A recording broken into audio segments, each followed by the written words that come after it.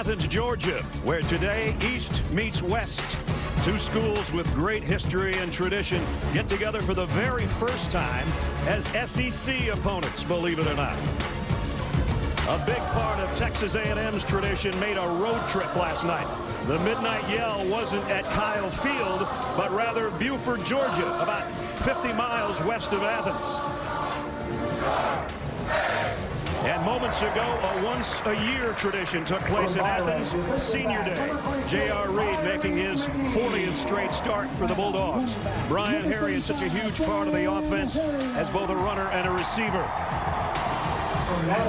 David Marshall, his 42nd game on the defensive line for the Dogs. And maybe only place in college football where the top ovation is saved for the kicker, Rodrigo Blankenship, one of 24 seniors honored here today.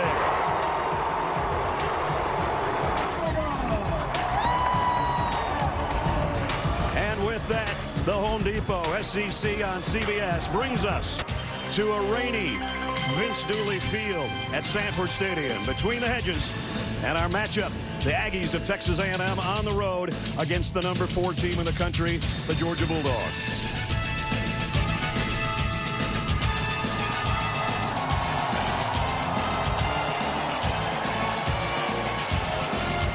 And we welcome you, everybody. I'm Brad Nessler. My partner, as always, is Gary Danielson. We've seen these two teams throughout the year, Gary. Texas A&M has been growing. Georgia's right where they want to be. 3 times now the SEC East champ. Really interesting. Yes, Georgia wants to take those next steps. They want to get a little more offense. They know they compete for the national championship. They know they're good at us. They want a little more points.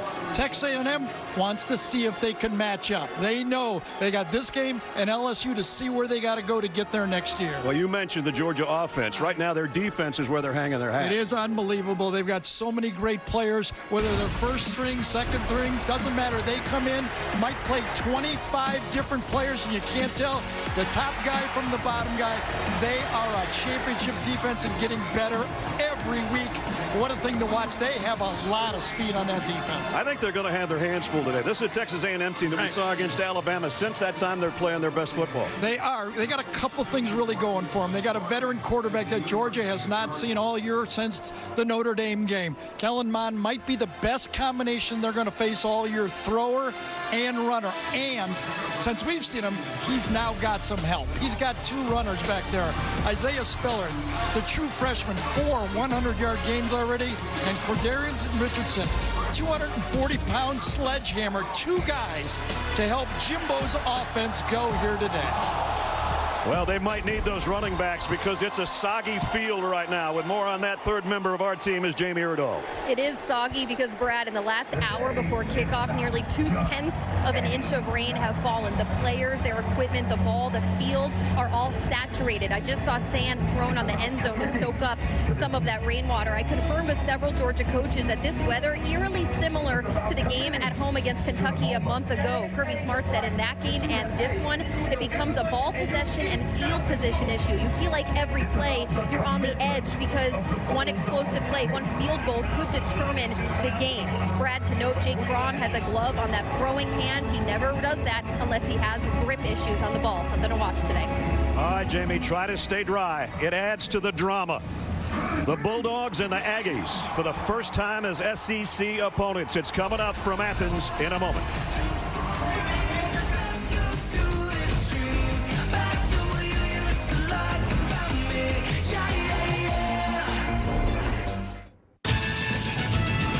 Home Depot SEC on CBS is sponsored by Sonic,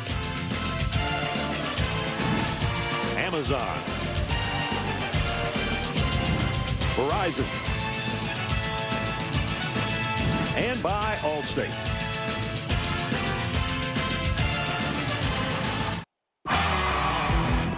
Welcome to Athens, Georgia, for another football Saturday in the SEC.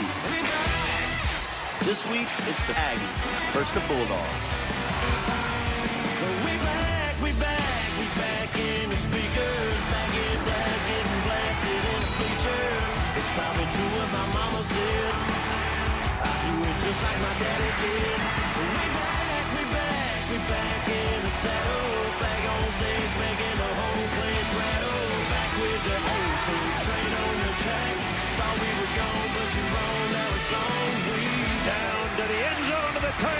touchdown. Gonna go deep. Blaylock, touchdown. This is the Home Depot SEC on CBS. The best game from the best conference. Thank you, Jason Aldean, whose new album came out yesterday, and We Back is on it. And Kirby Smart and his Georgia Bulldogs on it, ready to take the field at home.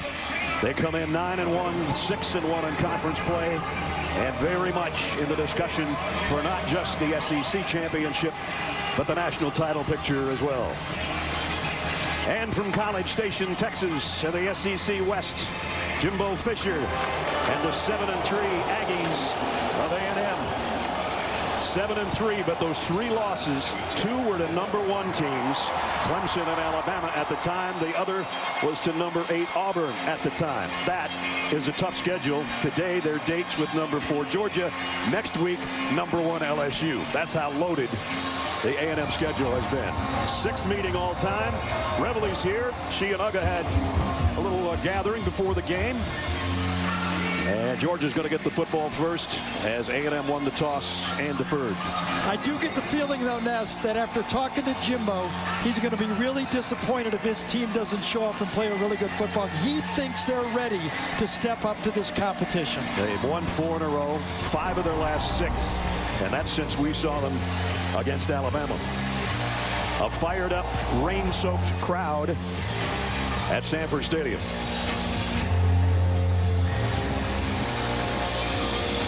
Braden Mann will tee it up for the Aggies. Back deep, Brian Herrien and Zamir White.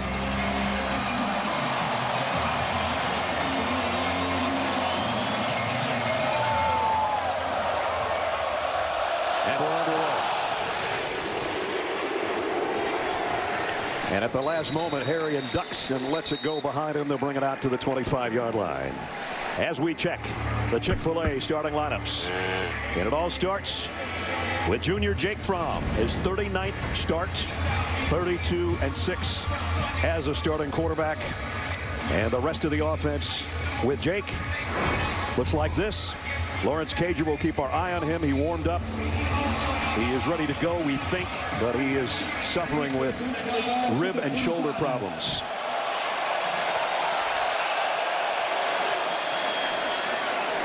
DeAndre Swift and Jake Fromm start things off in the Georgia backfield.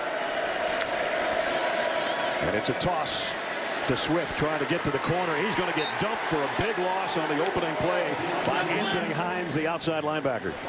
Interesting, that's the same play that Georgia ran to start their series there in a 2-minute drill against Auburn when they put a touchdown late.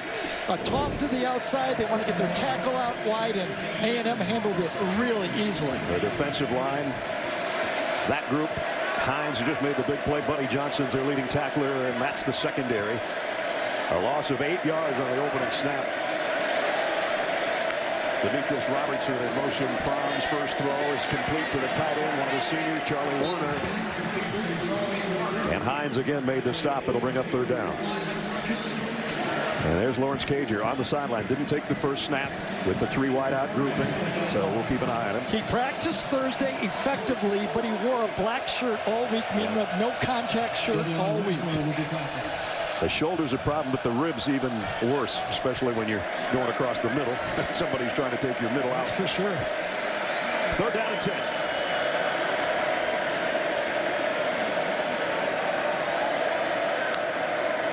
Blitz coming off the corner. Fromm has to get rid of it in a hurry. Lofts it out incomplete. It would have been out of bounds. George Pickens was the intended receiver, and Jake Fromm looks at his gloved hand as if to say, I didn't get quite what I wanted on that football.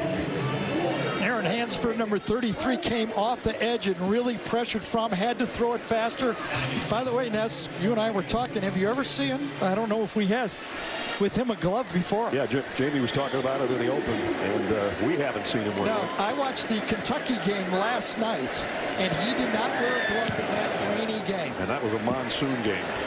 This one's light rain compared to that one.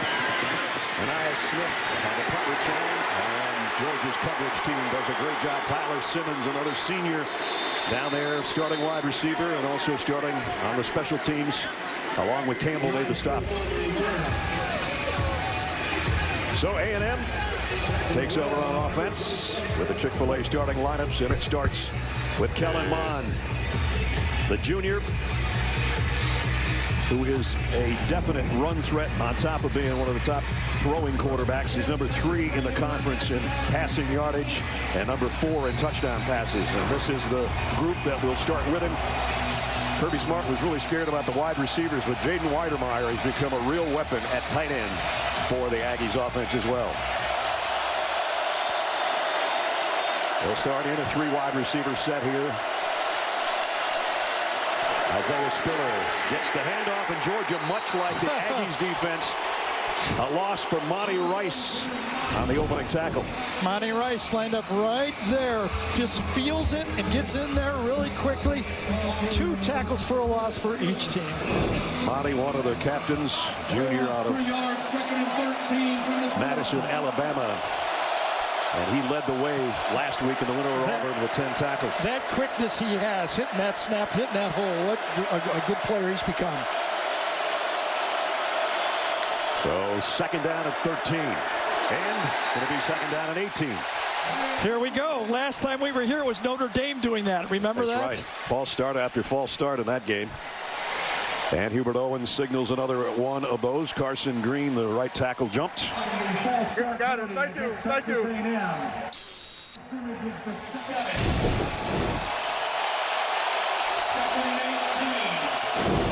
Definitely got a good head start.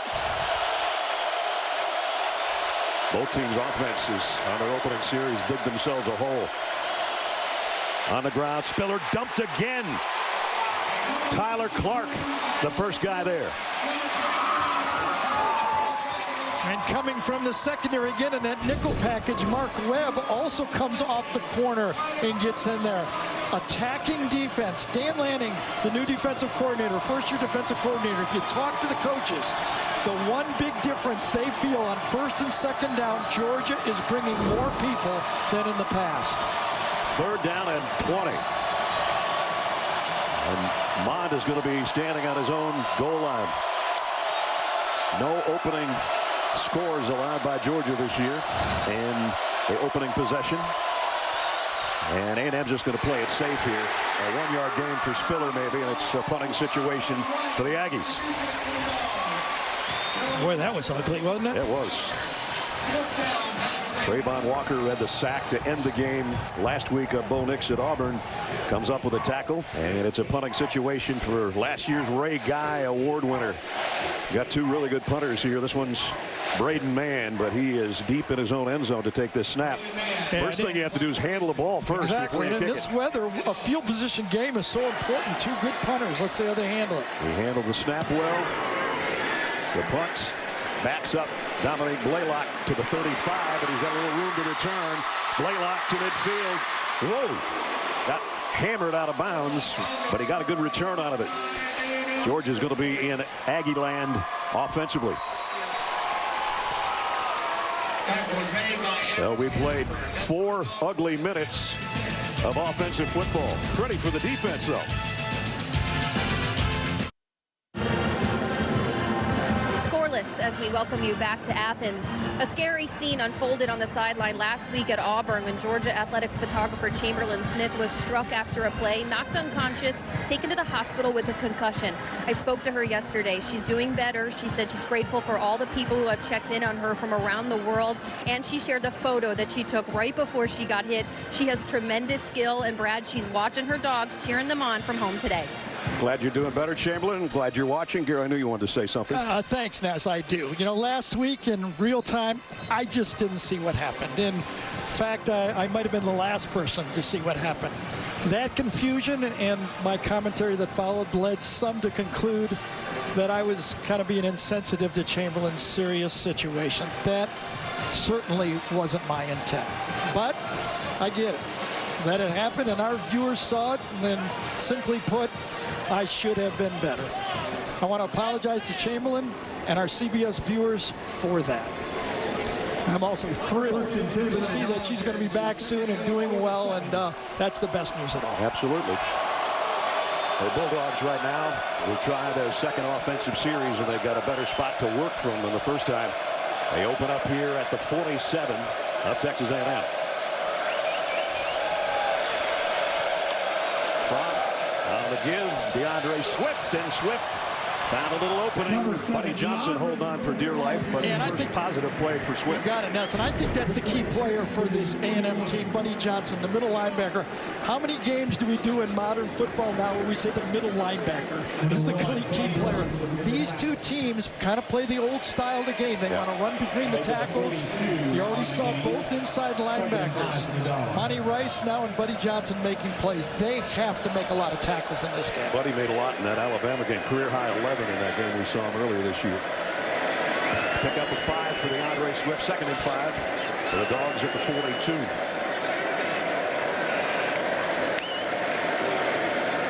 Swift again, now trying to get to the edge. DeAndre Swift ran out of real estate, but he got a first down. I'll tell you, big Andrew Thomas, number 71, the left tackle. Watch him get the edge. He handles it easily with Leal, the true freshman. He's got a young guy in there, DeMarvin Leal, and he handled him. Swift got 14 and a first down at the 28. First and 10 for the Dogs at the A&M 28. Georgia's offensive line, we've spoken so much about them. An average of 328 pounds a man. Demetrius Robertson might have been moving at the snap, but the handoffs to Swift for about 3. Swift again, the ball carrier. Amari Richardson in on the stop. So Georgia's thrown the one pass to Charlie Werner, and it's been ground game time for number 7 so far. Yeah, he had the throw to Pickens down the sideline. Oh, that's right, incomplete. Yep. 2nd and 7. Pickens, who's up to the top of your screen right now with. Here's the down that Mike Elko, defensive coordinator for A&M, needs to win. 2nd down, because if Georgia gets its short yardage, they're tough to stop. Ryan Harrion in the backfield with Fromm. He'll get the carry this time. Little juke step, puts his head down, got a couple. But 3rd and medium, and that means that if you're trying to call defensive signals for A&M, you have no idea what's going to be called. That's the advantage of having this running attack that Kirby has built here with this massive offensive line.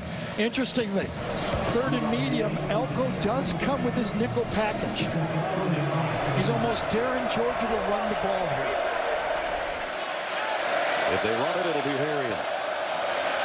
If they throw it, it's Fromm. They're already in field goal range, although on a day like this, you never know. Fromm, delayed blitz coming. Down the sideline, Harrion can't find it. It was out of bounds anyway. Had him open. Wow, and he had a game, and he had a play. Andre White from 32 was on the opposite side, and he has Harrion. Watch this. They're trying to confuse Georgia, and look at the setup.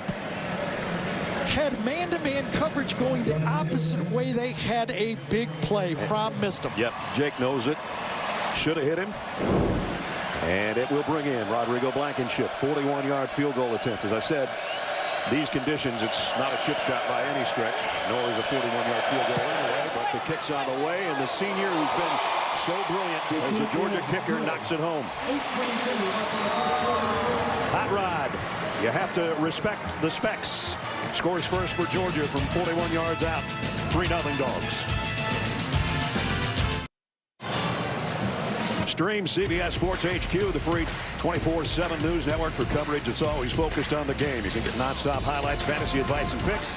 Download the CBS Sports app to watch today. Don't forget Gary will be along with the HQ guys after our game. It looks like we're streaming Athens right now with the weather the way it is. A 41-yard Rodrigo Blankenship field goal capped a 23-yard drive and 6 plays for Georgia to put them on the board. I am not familiar of every game that A&M played this year if they had rain games, but nobody had a stronger rain game than Georgia this year in that game against Kentucky. Yeah. You got to believe that Georgia's more used to this than A&M in this weather. Talking with Kirby yesterday, even though they won that game handily, and he was worried that it would be a day like this, but he was also confident in the fact that they've been through it. Hot Rod to kick. I think he feels his team has not played their best game yet this year. Right.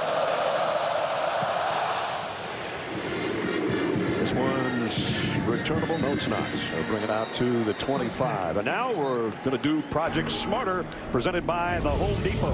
And what's smarter to do sometimes is to go old school and do something nobody else is doing. 2 backs in the backfield. You get different angles of the running backs. This has been the changeup that has forced defense a little bit off balance.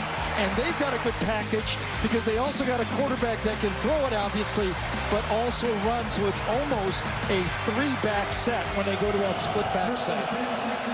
Kirby was saying earlier this week, it's almost like trying to defend the wishbone of the It is. base. And by the way, the tight end gets involved too in the blocking schemes from that H position, not lined up just off the line of scrimmage. Georgia shifting on their defensive line. First down, Kellen Mond trying to throw a slant, batted up in the air and knocked down. I think he was lucky it got it knocked down. If that wasn't knocked down, I think J.R. Reed is going to intercept that ball. Sometimes you get a break early in the game, and J.R. Reed thought he had a pick. Watch J.R. read it and get under the slant. Oh, you're right. No And doubt. he jumps, I got it. I don't have it. Oh, he had it. He had it read, and he was ready for it. Thorpe finalist for the top defensive back in the country. He's been a great player for Georgia. 40th straight start. I miss talking to him. You're not kidding. He was amazing. Spiller. Nothing there. Nothing. I mean, this is an offense that ran for 340 yards last week against a pretty good South Carolina defense. They're down at 10. They were 3 and out on their first drive. Let's see if Georgia can pitch another shutout here. -4 yards for the Aggies so far. Right now, A&M could go split backs, upside down backs. They can't block them. Doesn't matter. The 3 wideouts all split to the near side.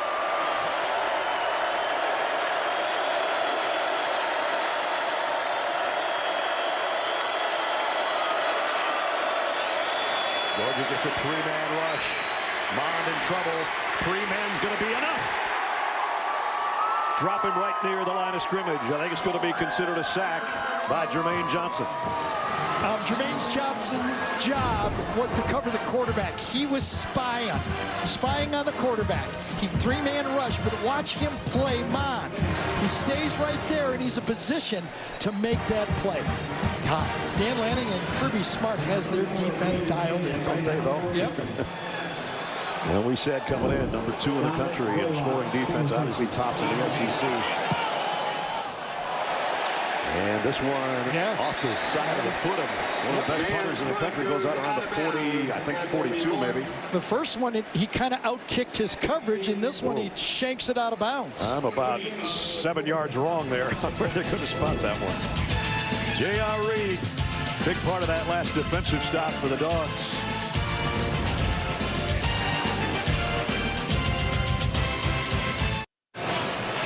Tomorrow, NFL on CBS features a full slate of games, including an NFC South clash.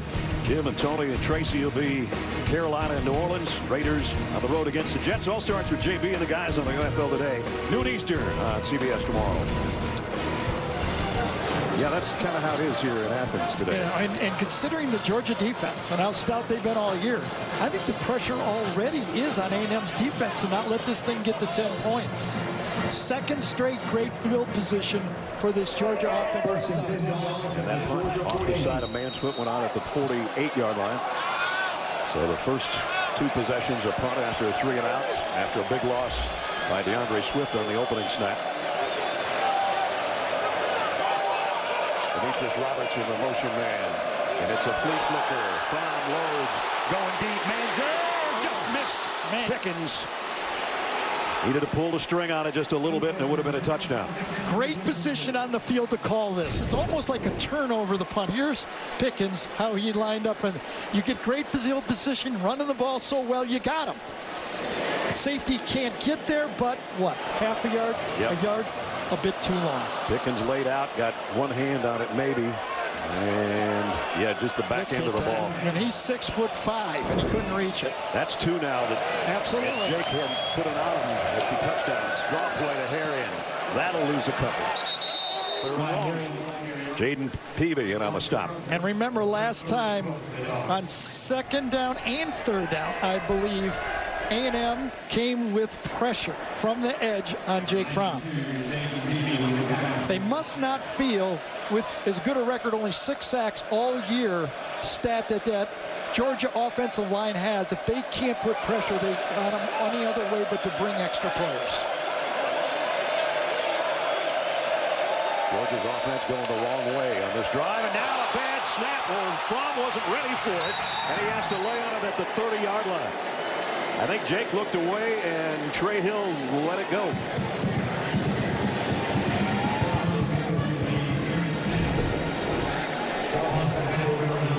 Oh, yeah. Jake Fromm was not ready for that, no doubt. He was still pointing out formations or protections, trying to put people in motion, and you know, that one at home, you might understand if you're on the road doing that, but that at home is hard to explain. There's his big 335-pound center, Trey Hill, with the early snap. And Jake Camarda, special teams player of the week in the SEC this week for his punting against Auburn. And he hits a howitzer. Fair catch back at the 17. That baby was up there for a while. That was a great stop for that A&M defense. That keeps them in the game, just 3 points.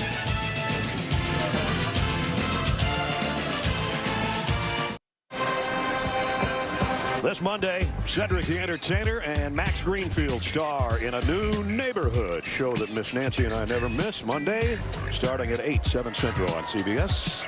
3-0 Georgia here in the first quarter with 5:17 remaining. And Georgia's dominated in every way, and the Aggies are fortunate it's 3-0. Two passes. Previous meetings, this is the 6th overall, but they're either bowl games or non-conference games. First time that the two teams have met as SEC opponents, and it's not going to happen again in College Station until 2024. Maybe, unless the schedulers change the format. Okay. By the way, every play has been a run or a 5-yard pass. A&M needs to loosen up this Georgia defense. Even incomplete down the field would help them. Spiller behind Mond in the pistol set here on first down from the 17. Mond does want to throw downfield. He might not get the chance. Throws late, and he got it to the 40.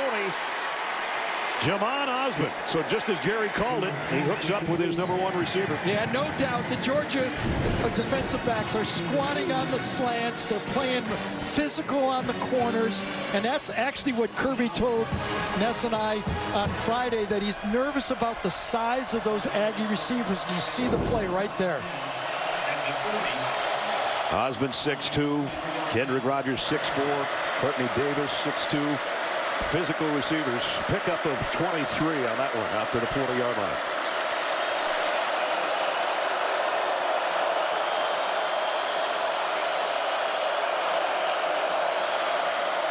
Straight handoff to Spiller. A little hesitation, trying to cut it outside. He got to the edge and got about 5. We check in with Jamie. Speaking of that powerful group of wide receivers for A&M, they have been without Aniyah Smith the majority of that first half of this first quarter, checking out that right calf, right knee area. He's also listed as one of their best returners. Courtney Davis has been back there so far today, Brad. Okay, thanks, Jamie. Keep an eye on that for you. Pickup of 5. Georgia changed up its defensive lineup. Yeah, bringing in that 3-man look with the ability to spy again with Jermaine Johnson. Got Trayvon Walker in there, the freshman on the defensive line again, who made the big play at the end of the Auburn game. 4 wide-out grouping here, keeping it on the ground. Spiller goes the same way. This time, not the same result. He lost a yard. Get the feeling that for A&M to be able to open up this running attack, they also are going to have to commit to running the quarterback a little bit more. You know, they threw one deep ball, but the regular run plays right now, the Georgia defense too quick for them. Trayvon Walker, the guy I just talked about, is the man that made the stop that forces a 3rd down and 5. Crowd trying to get into it for the Georgia defense. And Georgia has 3 true freshmen on the field for them in this package. Bodes well for the future, doesn't it? Yeah, I think so. Mond not hit as he threw, and it's tipped and knocked away. Incomplete. Well, intended for Kendrick Rogers. Yeah, it was a corner blitz coming off the edge again. Both coordinators are trying to attack the quarterback with blitzes, and you can see it was missed that time. Spiller went out too fast. He was responsible for the corner cat. Great blitz by Eric Stokes, and that affected that throw for sure, because Mon got this right when he let go of the ball. Yep. Nobody tougher than Kellen Mond, though. That's for sure. He takes some hits, boy. High snap.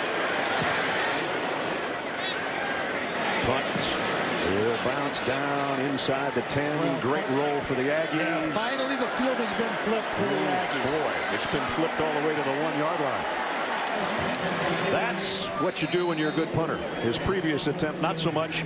That 54-yarder will have Georgia buried at its own 1 yard line. And from pylon cam, here's how it looks as they let it take every revolution to right there, just outside the 1. Those guys have been valuable for us this year, the pylon cams, haven't they? Sure have. I don't know how we fit our little guys inside there with their cameras. We got the smallest camera people in the world down in the end zones. So Jake Fromm's got on his feet in his own end zone here on the snap. Actually, in the shotgun, he'll be about 5 yards in his own end zone. Here comes a blitz from the secondary. Fromm loads it, fires deep sideline, and again overshot Pickens, who was looking for a flag and didn't get one. So Jake Fromm has had a couple of opportunities to make big plays. He had Harry at first coming out of the backfield. Could have been a touchdown, and then he had Pickens on the flea flicker. Missed him, and you know what he's done because of that, Ness? Took his glove off. Yep. Going without the glove, to heck with that. That lasted not even a half of not even a full quarter of football. Jake is 1 of 5 for 7 yards, and that was Warner, the tight end, here earlier in the quarter. DeAndre Swift, straight up the middle, gave him a little bit of room to work now out around the 6. Still going to be 3rd down.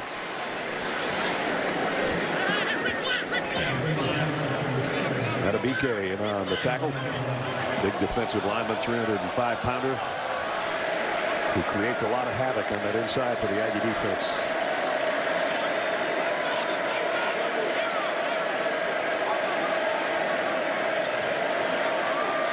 Third down and 4. Fromm on a slant, and it hit this guy right between the numbers, and he dropped it. It was Demetrius Robertson. I thought it was Curious Jackson. Was it 10 or Robertson? Maybe it was. Yep, Yeah, you're right. It was, and yeah, you don't throw them any better than that. And you know what happens is, you watched last week, Auburn had a lot of success with the slant. Yeah, they did. Well, why don't we do that? And they do it, and they drop it. So everybody's 3 and outing so far. Camarda got a beauty last time, kicking from his own end zone. This one not so good. It'll be returnable from the 45 for Courtney Davis. Davis looking for a block, got to the edge. Courtney Davis all the way down to the Georgia 35. Great punt return, and now the Aggies are in prime real estate on the Georgia end of the field. The results of putting a new rule in, the peel back block. You got a guy set up for a big peel back block. Watch the defender lay off. He skims him. Instead of a knockout block, he skims him. Just as effective and not the potential of an injury. Just kept running right on by, and it was good enough. So now the Aggies in a perfect spot at the Georgia 35-yard line to open this drive with 1:46 left first quarter.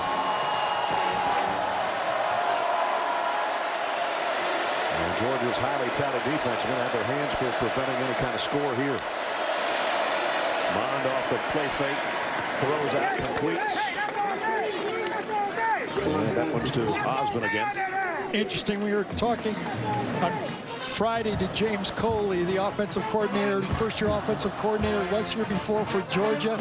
He coached for 4 years, 3 years the offensive coordinator with Jimbo at Florida State. Yep. And he said the biggest difference in this league to him, yeah, a lot of big guys up front, but he thinks it's way more physical with the corners on the receivers. And the young players are not used to that, especially his young, tall guys. 2nd and 5. Just outside the Georgia 30. Blitz coming off the corner. Pass complete. And it'll be short of the first down for Courtney Davis. I think that was J.R. Reed on the blitz, wasn't it? Well, I tell you, that was great defense, though, by Tyson Campbell. Out there by himself. He knew he had help from behind him, but he played off the block and then ended up making the tackle. It's funny, we were talking to J.R. yesterday. He said, do you think it'll be emotional for you? Will you cry for senior day? He said, no, but my mom already started this morning. Yes. So she got a whole day of crying in for him. And, of course, his dad, Jake, a great receiver in the NFL for a long time, mostly with the Vikings. 3rd and 3. 0 for 3 today.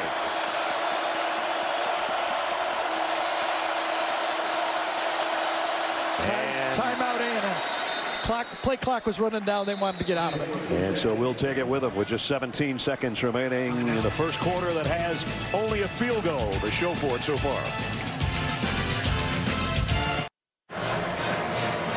It'll make you question everything you believe. The critically acclaimed series Evil, Thursday at 10/9 Central on CBS. 3rd down has been evil today so far in Athens. It has, but on this one, if I'm Georgia, I'm thinking that the Aggies are going to have 2 downs to get it. I don't think they're going to try a field goal from this far away. They're not going to punt. If it was me, I'd think about finally dialing up the quarterback run right here.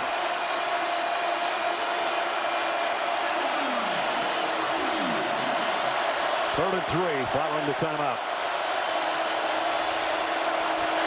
3 tight ends on the field, including Baldry, who's in the backfield with Kellen Mond. Play action, wide open. Here's Baldry, and he's got the first down at the 20.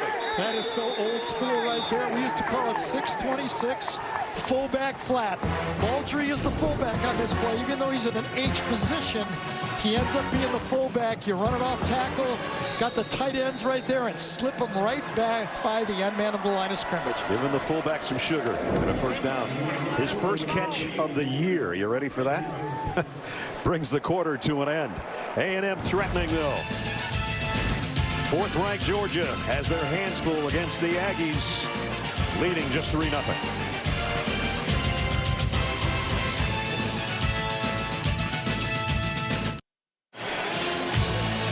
Set to start the second quarter of the Home Depot SEC on CBS in Athens. Dooley Field.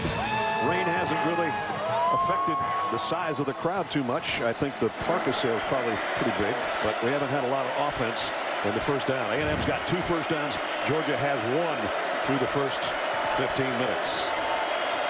Aggies with one of those first downs at the Georgia 20 to open up the second quarter.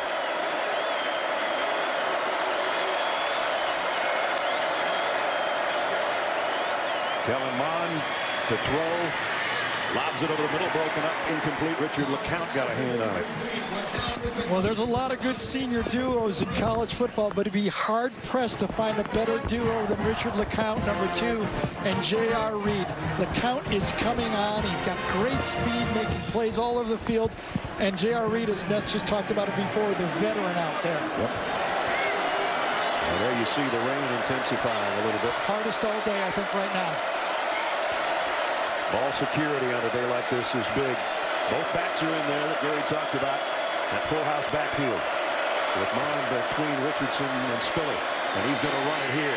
Kellen Mond, great wheels for a quarterback. Got 5. LeCount in on the stop along with Monty Rice. Yeah, I think that's what they're going to need to open the game up. But number 2, the safety, reads it fast and gets up there and stops Kellen Mond quickly, and I thought Kellen Mond kind of was shaking his head. Kellen was a little bit after that hit. It looked like LeCount got him around the helmet. It looked like he was just shaking off.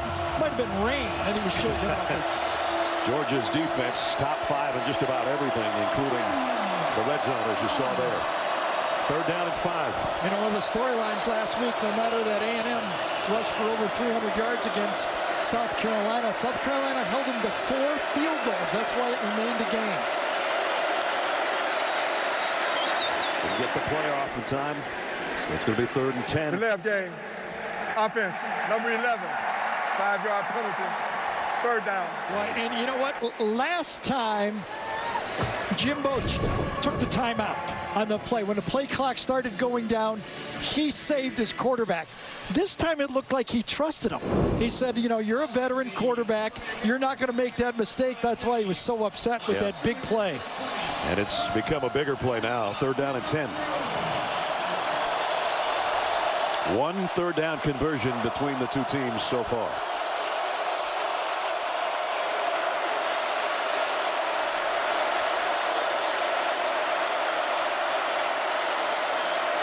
Four-man rush for Georgia. Mon double clutches, goes down the middle and completes.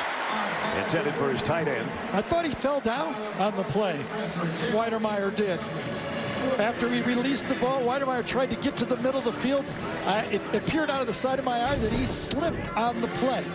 He's going to try to come in, look from the right side of your screen. And he's going to try to get into the end. He did. Fell down on the play.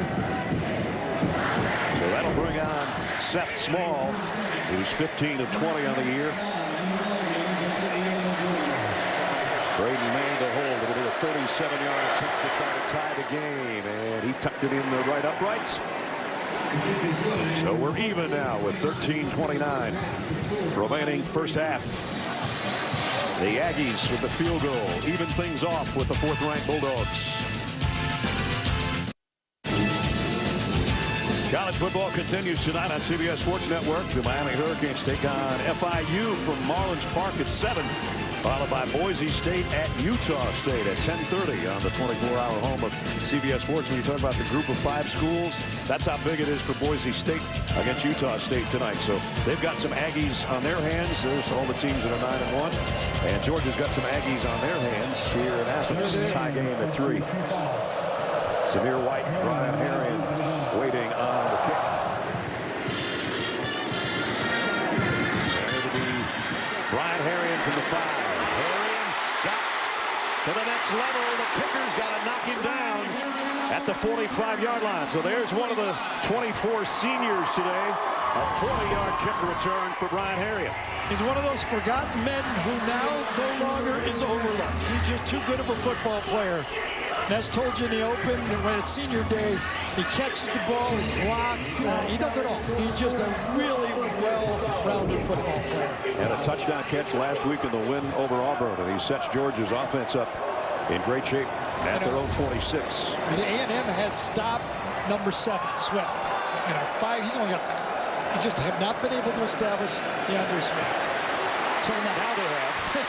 DeAndre goes out for about He's the guy. 16. He's the guy. He really is. Conditions like this, as we welcome you back to the booth, it's going to be number 7. It's going to be his kind of game. I think so. Right now, Fromm's struggling with the passing game. Missed a couple easy ones then, had one drop. 1 for 7. I think he was 9 for 12 in the rain against Kentucky, but not a lot of yards.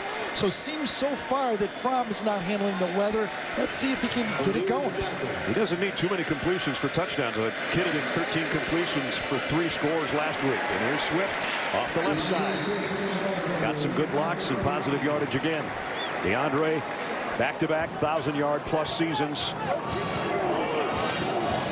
It's funny, every time you talk about a coach, you know, for 2 years now, and there's been a lot of good backs here at Georgia. Anytime you talk about Georgia's offense, they always go to Swift. He's the guy that can change the game quickly. 39 yards on his 7 carries so far. He'll get a breather and a quick sip over there on the sideline. And Herring, who had the great kick return, with Jake Fromm on the Georgia backfield. Brian will get the carry. Only about a yard. You know, Ness, I was out at practice Thursday, and George Pickens was really coming on, the freshman receiver. But early in the year, he was guilty of Odell Beckham Jr. disease. And Kirby was coaching him hard. And you know what? In the same game, it paid off. He used 2 hands. They've been really coaching him, and I think he's really coming on. He had a great practice on Thursday. He's the difference maker. Seems like a big play waiting to happen. It just happens. And Jake missed him earlier in the game. Fromm back to throw here. Scans the field, has all day. Missed again. Missed Demetrius Robertson by a mile. He did. Jake Fromm struggling right now. It is raining, and it's raining hard, but it's not really windy. I actually thought both quarterbacks would be able to handle it better. So 4th down. And Georgia going for it. Yep. 2 out of 6 on the year. Too far for a field goal, too close for a punt. And from under center. More pressure. Now he gets Kearis Jackson in tighter on the left side. They double shift both tight They ends. try to Wolf draw and him Werner. off sides. It's not working. And then call it. Well, caused A&M to take a timeout. Well, you know what? And interestingly, Kirby was running up to call a timeout. Well, he got a freebie then. That's right. 11:41 remaining in the half. Georgia, will they go for 4th down? When we come back, we'll see.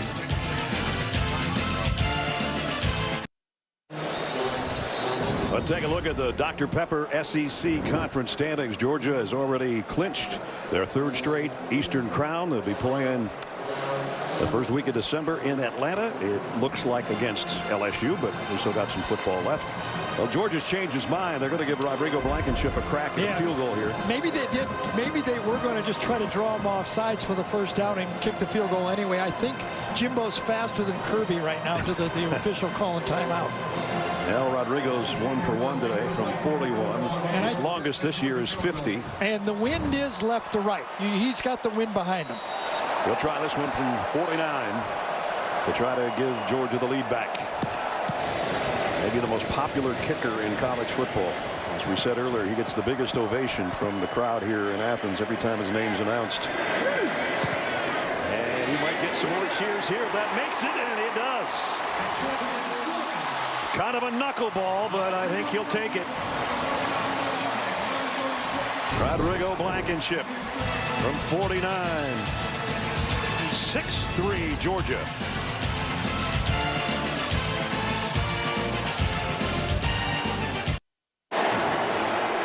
Starting to look like the Kentucky game a little bit. I think we should go down to Jamie. It doesn't look that bad from up here. I'm not going to tell you where I am right now. I'm hiding under a tent because of what you're showing on the screen right now. I am soaked, so I can only imagine what Hot Rod feels like.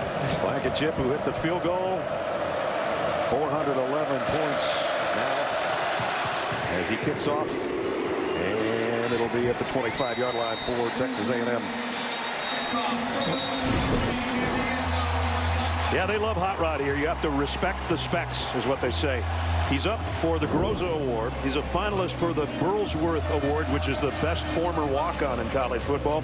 And he's a Campbell finalist, which is community service, academics, and all of that. The kid's widely popular in this part of the country. And, of course, Burlsworth had the specs, too. That's right. There's the walk-on.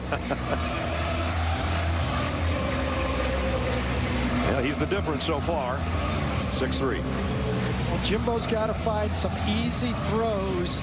They're not able to move that defensive line for Georgia at all with the run game. He's got to find some offense on the edges, I think, with his tight ends, the quarterback run game. Where can he find some offense?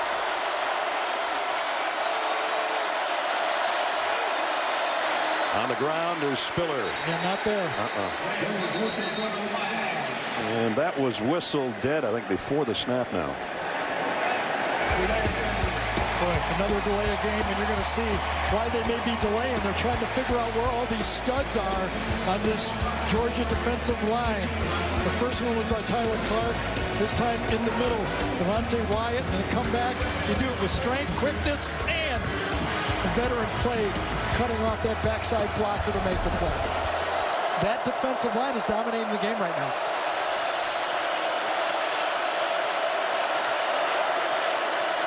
First and 15 after the penalty. Here's a trap to Spiller, trying to get to the outside, and DJ Daniel not going to let him get there. And this is how you play defense. Daniel makes the tackle, but watch Monty Rice push it outside. Rice is going to get there and force the runner to go one hole wider than he wanted to. Take on two blockers and then allow his teammate to make the play. He eats two blockers, you know you're doing your job. Yep. See Monty Rice calling the defense, shifting his defensive front from his linebacker position on 2nd and 13. Mon getting some pressure, and down he goes. Big Jordan Davis. And that's what you call a bull rush right there. Bull rush it right up there. Just keep pushing. 330 pounds of bullying. Yeah, absolutely. Right in the middle. Just keep pushing and pushing and pushing, and Mont runs right into a wall. First solo sack for the big guy this year. And it puts A&M in a really tough third down spot. 3rd and 19. Yeah, potential make a mistake spot if you're an offense in this situation. And with that in mind, they'll just keep it on the ground and punt it. No gain. Exactly. They don't want to make a bad play in the rain and make a mistake and end the game early. That nickel package and nowhere to run. Jermaine Johnson and N'Kobe Dean, a true freshman outside linebacker, combine on the hit. That's what happens when you have 4 or 5 straight recruiting classes in the top 10. Yep. You got a lot of guys. Dominic Blaylock waits on the punt. High snap handled. Blaylock will take the fair catch at about the 35-yard line. And that's where the Georgia offense that has sputtered today will take over. Senior day today. Rodrigo Blankenship, the 2 field goals today in his senior outing, has the Bulldogs in front 6-3. Let's test your knowledge with today's Aflac trivia question, which is, what SEC schools have won 3 or more straight division titles, and who were their head coaches? Well, I think we know who one of them is. Yes, if you were paying attention to my SEC East standings. That's right. I'll give you the answer a little bit later on. Sanford Stadium looks like a gigantic funnel right now. And Uga says, I'm getting as far back in this doghouse as possible. Not crazy about the rain. Uga 10. So what can get this offense going for Georgia? Well, maybe number 11, but so far 1 for 7, 4-7 for Jake. The gloves back on.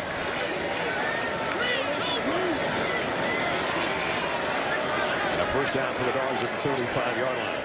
Hand off. DeAndre Swift got back to the line of scrimmage, and that's it. You know, and that's the challenge for James Coley, the offensive coordinator for Georgia right now. He's got a quarterback that's a little off, and the skill, as you look at James right there near him and right next to you right here, is you're not just calling plays. You got a sense that your quarterback is struggling, so you got to help him out. Give him a couple easy throws so he can gain his confidence back right now. And they change up the receiving core as Pickens comes out. 3 wideouts to the near side. And again, the give to Swift. Looking for blockers. Try to hurdle, and that didn't work. And that's back-to-back big-time plays from the secondary. Leon O'Neal that time. Yeah, and we asked defensive coordinator Mike Elko if you could pick one guy out to have a big game. Who'd he say? And that's Leon O'Neal. Yep. Number 9. He said he's the guy that has to recognize pass, run quickly, and get up there. From back shoulder throw. There, he got one to Tyler Simmons. First down. Finally, something clicked for Jake Fromm. Miles Jones in coverage, number 10 for A&M. Underthrown ball, but there's nobody in college football that likes throwing the ball outside the numbers more than Jake Fromm. 27-yard pickup. Biggest play of the day so far for the Georgia offense. To the 37 of A&M. Play action, and now Fromm's going the other way, and that is caught as well. Kearis Jackson, same kind of play, only to the right instead of the left. So we talked about what James Coley could do to get his quarterback going. Now, so you were talking about this when Fromm was throwing balls. Does anybody throw the ball to the outside better than him? He loves outside the hashes out there. And I think Coley knew that. He dialed up a couple of comfortable throws for his quarterback, and now you got to believe Jake is in gear. Pickups of 27 and 22. Georgia in the red zone leading the country. 98%. That is 39 out of 40 trips in there to get points. Wrong way for Zamir White. And Jake Fromm has to eat that one.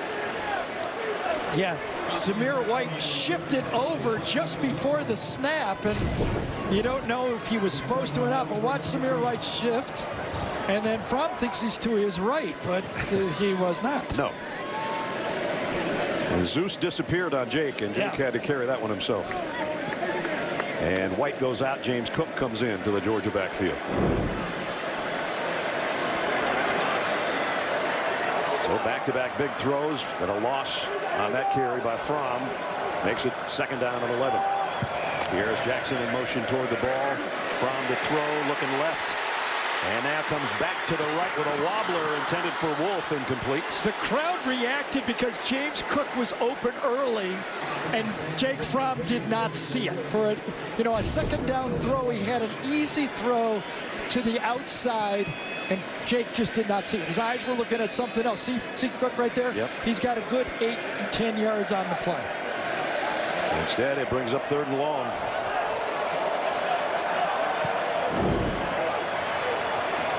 DeAndre Swift back in, and a 4-receiver group, including Pickens, the freshman, down to the bottom of your screen. Fromm throws quickly, throws perfect to Pickens. Touchdown, Georgia.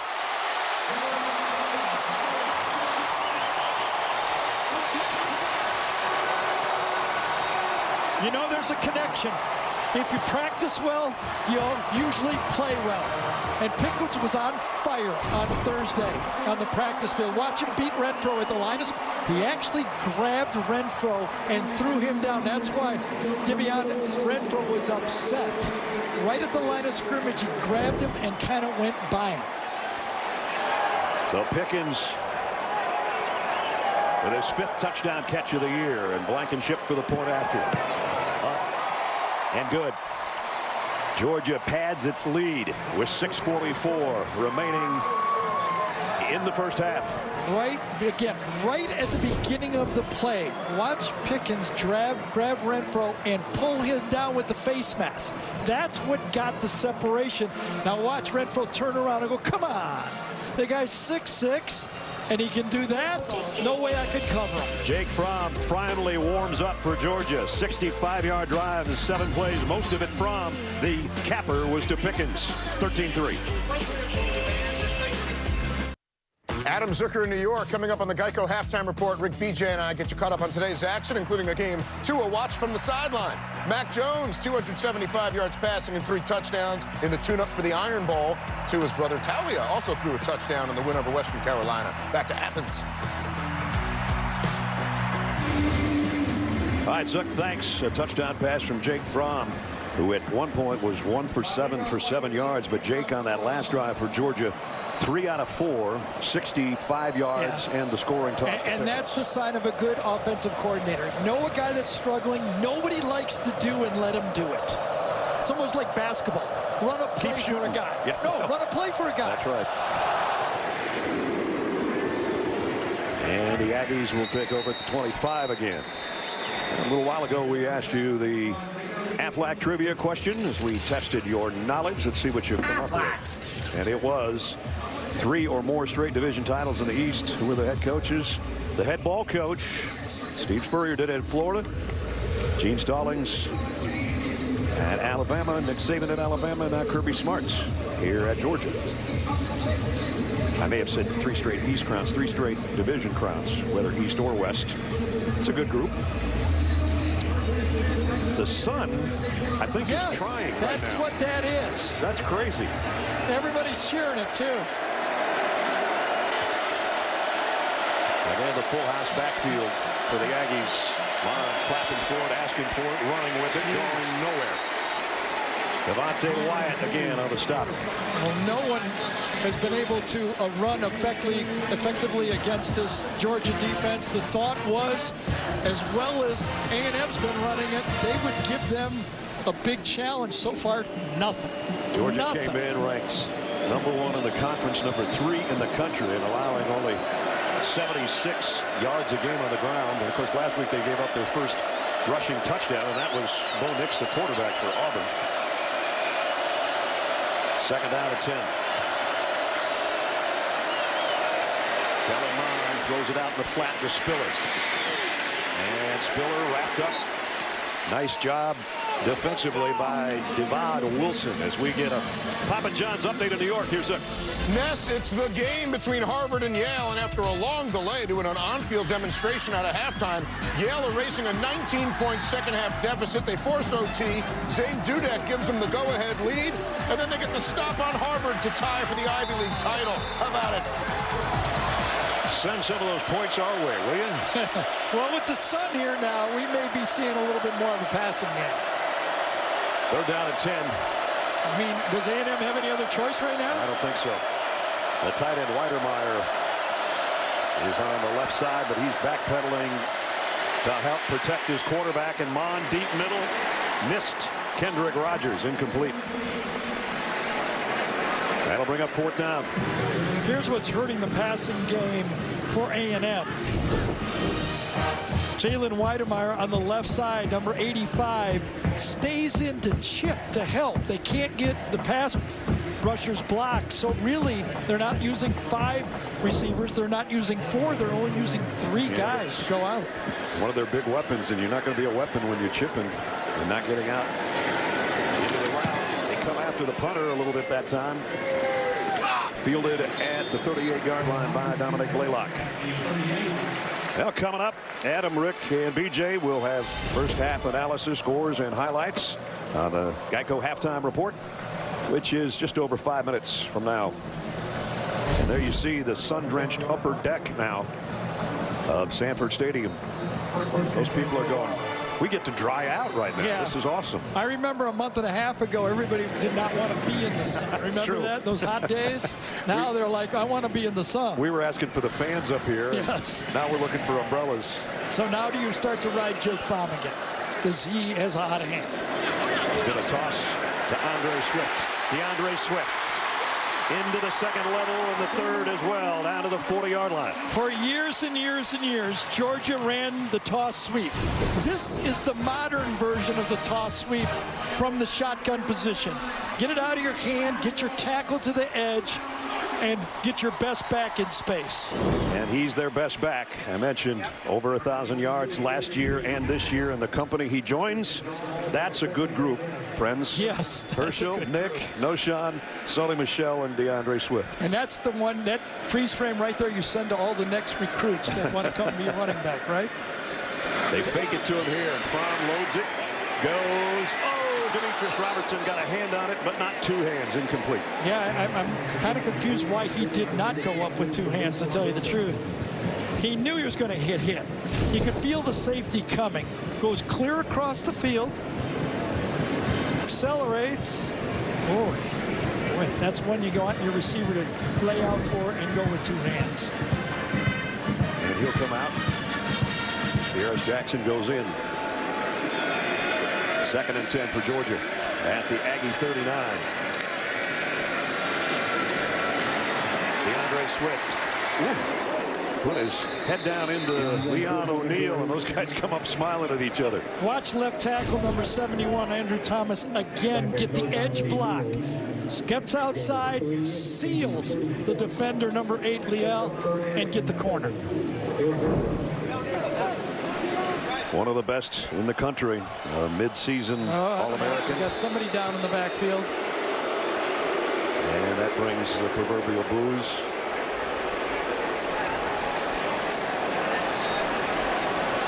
When people think that defense is taking a breather just to slow down Leon the progress. O'Neal, number 9, is the guy that went down. He was on the tackle on the play. I would have stayed down right there if I was him. Yeah, but he gets up, seems okay. Smiles at DeAndre Swift. And then gets back to his position and goes down.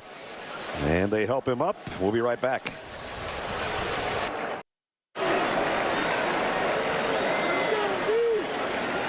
Leon O'Neal trying to jog it off, whatever it was, on the sideline for the Aggies, while the Georgia Bulldogs have a 3rd down and 7 at the Aggies 36.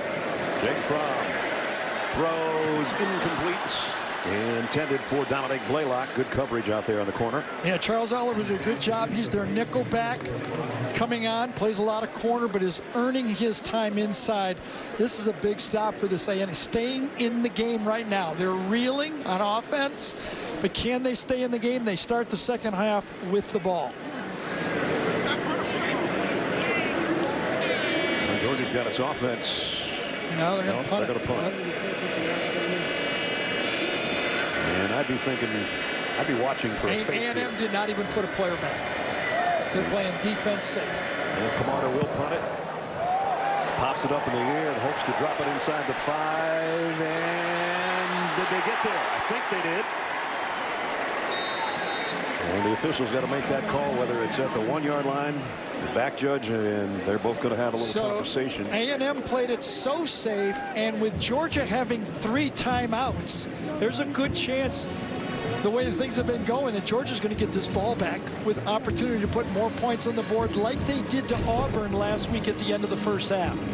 Kobe Dean, I think, is the guy that got the hand up right there. Touched by the kicking team. However, it was covered at the 9-yard line. Down at the 9-yard line by the kicking team. It'll be 1st and 10 from the 9-yard line. Texas A&M. Great play by Dean, the freshman linebacker on the special teams. But he popped it out all the way almost to the 10. Yep, not where you touch it, where it ends up.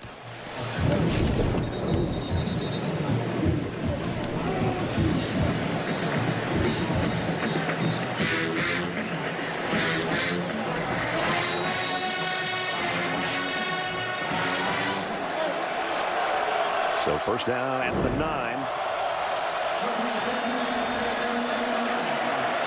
With 3:19 remaining in the half. The Aggies looking for some kind of offense here before the break. Georgia comes with a blitz.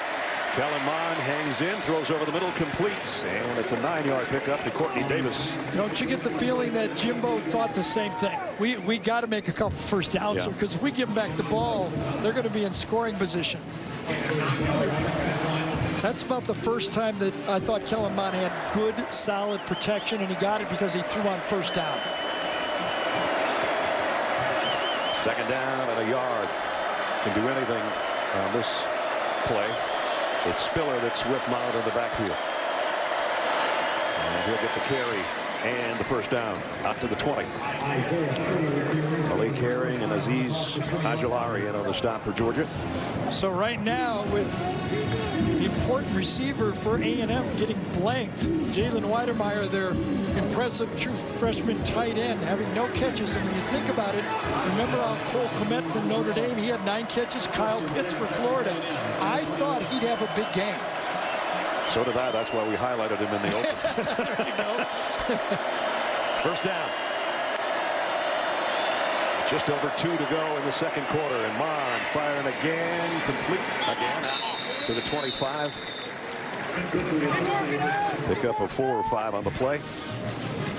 Jamon Osmond, leading receiver for the Aggies. So we said that Georgia has not played a veteran quarterback with this much skill all year. The best quarterback they probably played all year. But 99% chance they're going to see a better one in a couple of weeks. Right? Yeah, that'll be Joe Burrow. 2nd and 5. Mond, quick throw, completes, and it's first down. Jamon Osmond again. You know, Jimbo has had a lot of good quarterbacks as you watch the quick out.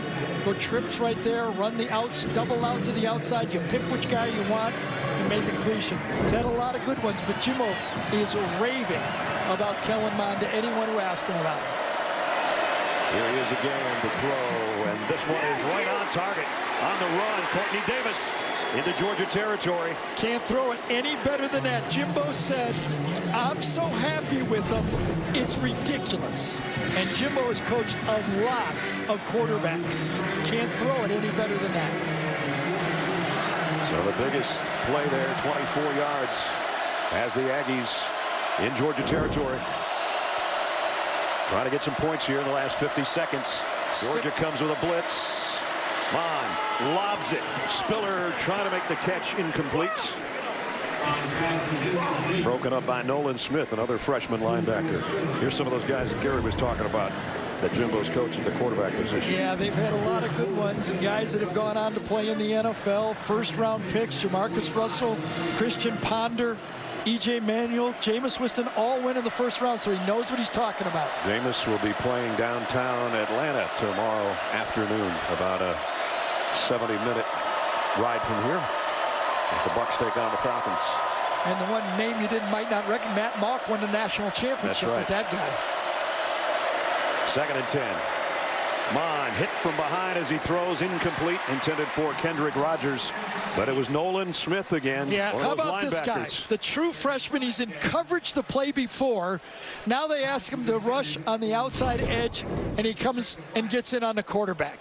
How about that? That's why they name him a 5-star and why he's on the field almost all of the football game. And N'Kobe Dean, the other freshman linebacker, won the high school Butkus Award last year. So those are two of the most highly recruited linebackers in the country last year.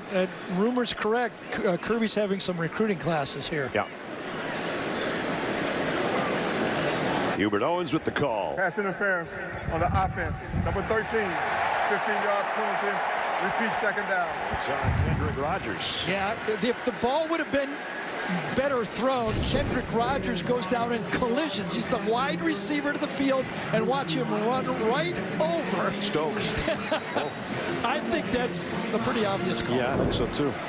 They might let him play in this league, but that's not that way. Too much. Yeah, not that way. Hit him so hard he had to go out of the game. Caleb Chapman comes in to take his spot in the game on 2nd and 25 now as the Aggies are going the wrong direction, trying to get points here before the break.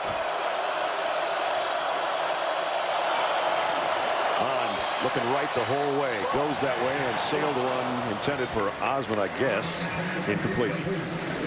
But they accomplished a lot. They got out of the half. They had a chance to put some points on the board, but the pass interference nullified that. But with 32 seconds to go here, they're going to get out of this half, barring a disaster here at the end. Barring a punt return, maybe, for a touchdown. Or an interception, or something like that. It would have to be a disaster. On 3rd and 25, the last time they had a situation like this, they played it safe and just gave it to Spiller and then worried about punting. I would throw one real deep if I was calling plays. Why not see what I could get way down the field?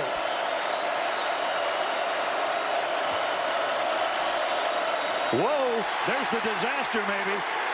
Mon got back on it, though. And Georgia takes a smart timeout. Kirby does. No pun intended. Yes. On the smart timeout. So both quarterbacks have had one of these, and that's a drop ball, and very fortunate he got on that one. That was a tough recovery.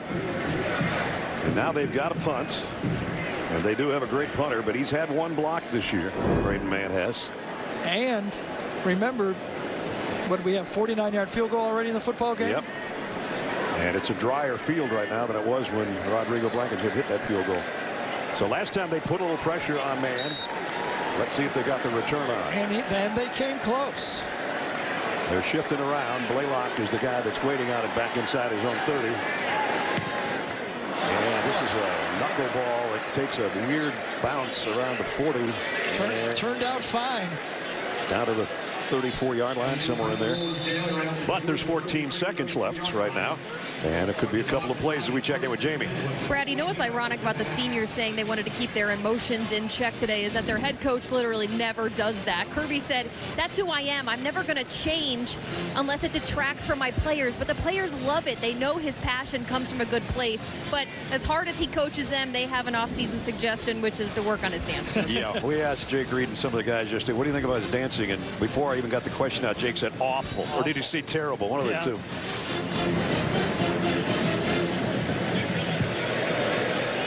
So Fromm's in the gun at the 34-yard line. Will they give him a couple of shots, or will be DeAndre Swift? Need about 35 yards. They got 2 timeouts. It'll be a DeAndre Swift. He can get you big yardage, too, if he can get into the secondary. Got only to the 39-yard line. And that should... Yeah, they took a timeout. Took another one. Yep. Well, if he throws a back shoulder down there someplace, it might be enough time for Blankenship. Yep. Play would a deep ball here would take, maybe 7-8 seconds. They might have a second left. Now remember, when they got their touchdown drive, at one point when Jake was 1 out of 7, it looked pretty bleak, and then he went 3 out of 4 with this one to Simmons one way, Kearis Jackson the other way on the back shoulder, and then the capper to the freshman Pickens for the touchdown. So needs one good one like that to get his field goal kicker in range. Yep. About 29, 30 yards to get in range. maybe a little less, 25 to 30 yards. Going to have Pickens, Demetrius Robertson, and Kyrus Jackson as his wide receivers. I think it's doable. I think you could run a 25-yard play and still have a second left. Got Charlie Warner in there too, the tight end slotted to the left side. Draw play. Swift. And now that will do it for the first half. Georgia at home, trying to go to 10-1. They're halfway there. And a 10-point lead. It's the end of the first half. Georgia 13-3 for Jamie's halftime interview with Kirby Smart. Go to Twitter at SEC on CBS. And at halftime from rainy Athens, sun's trying right now as we head to Adam Zucker and the guys in our New York studio. Zuck. All right, Ness, hopefully the rain is over. And coming up here on the Geico Halftime Report, Rick, BJ, and I will get you caught up on a big day for Justin Fields and the Buckeyes in a battle of top 10 teams in Columbus after this word from your local station. Just about set to start the third quarter in Athens. You don't have to adjust your set. That's what they do with the lighting system here right before the kickoff to start the second half. And if this was a beauty contest, nobody would win at this point.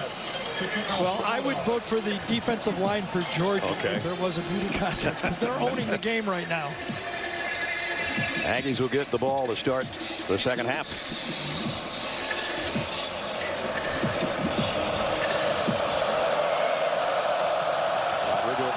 With the kick. And from the goal line, Jalen Preston. Preston coming right at you, but not getting to the 15-yard line. Good coverage by the Georgia special teams again. So again, a little bit of a hole for Texas A&M. And Gary, they got 9 yards rushing in the first half. They got 91 total yards. Something's going to have to start to click. I realize Georgia's got a really good defense, but the Aggies have got to do better than this. They just can't run the ball. Actually, they have minus 9 yards rushing in this game and 1 sack for 5 yards, and they just can't run the ball. They're not going to win. The Georgia front has just been the story of this football game. When we talked to the Georgia seniors yesterday, including J.R. Reed, he said, we don't care. It's just to steal a line from Al Davis. Just win, baby. Well, Georgia's halfway there and a 10-point lead. They can smell that game in Atlanta. They want a shot at LSU. Number 14, Mond. He's going to tuck it and run with it. And he got out across the 20 around the 22-yard line. Jamie. Gary, you just popped Jimbo Fisher's thought bubble and it went right out onto the air. Minus 9 net rushing yards, unacceptable for Texas A&M in the first half. Now that it's done raining, he said the offensive line could stick their feet in the ground and buy more time for Kellen Mond, create more lanes for their running backs. He said in order to get anything going, the ground game has to go. Let's see if it does. He's got both backs in there with him, Spiller and Richardson.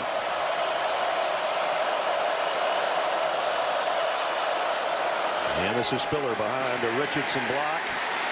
And he broke the first tackle, not the second, but he did get close to the first down. First half trends. Jake Fromm was 1 out of 7, and then he hit 3 out of 4 on the touchdown drive, but he's hit 4 different receivers. Kellen Mond sacked once, as Gary said, 82 yards passing, and the rushing yardage, I didn't see the minus in front of the 9, so Gary corrected me. Minus 9. A&M fans don't want to see that either. That's true. 3rd and 1 here. Do they even believe they can gain a yard? In the shotgun. They were in that formation. They ran the fullback out for the short pass before. That was Baldry. Oh, and there's motion by Spiller. Give the crowd that one. A little bit too noisy. Kellen Mond was calling for the ball. Offense, number 85. 5-yard penalty. 3rd down. And they call it on the tight end. They could have just as easily called it on Spiller in the Absolutely. Mond was calling for the ball that time. They could not get Prater to look back and get it. He clapped a couple times and couldn't get it off. That's the 5th Aggie penalty. Georgia has not been penalized today.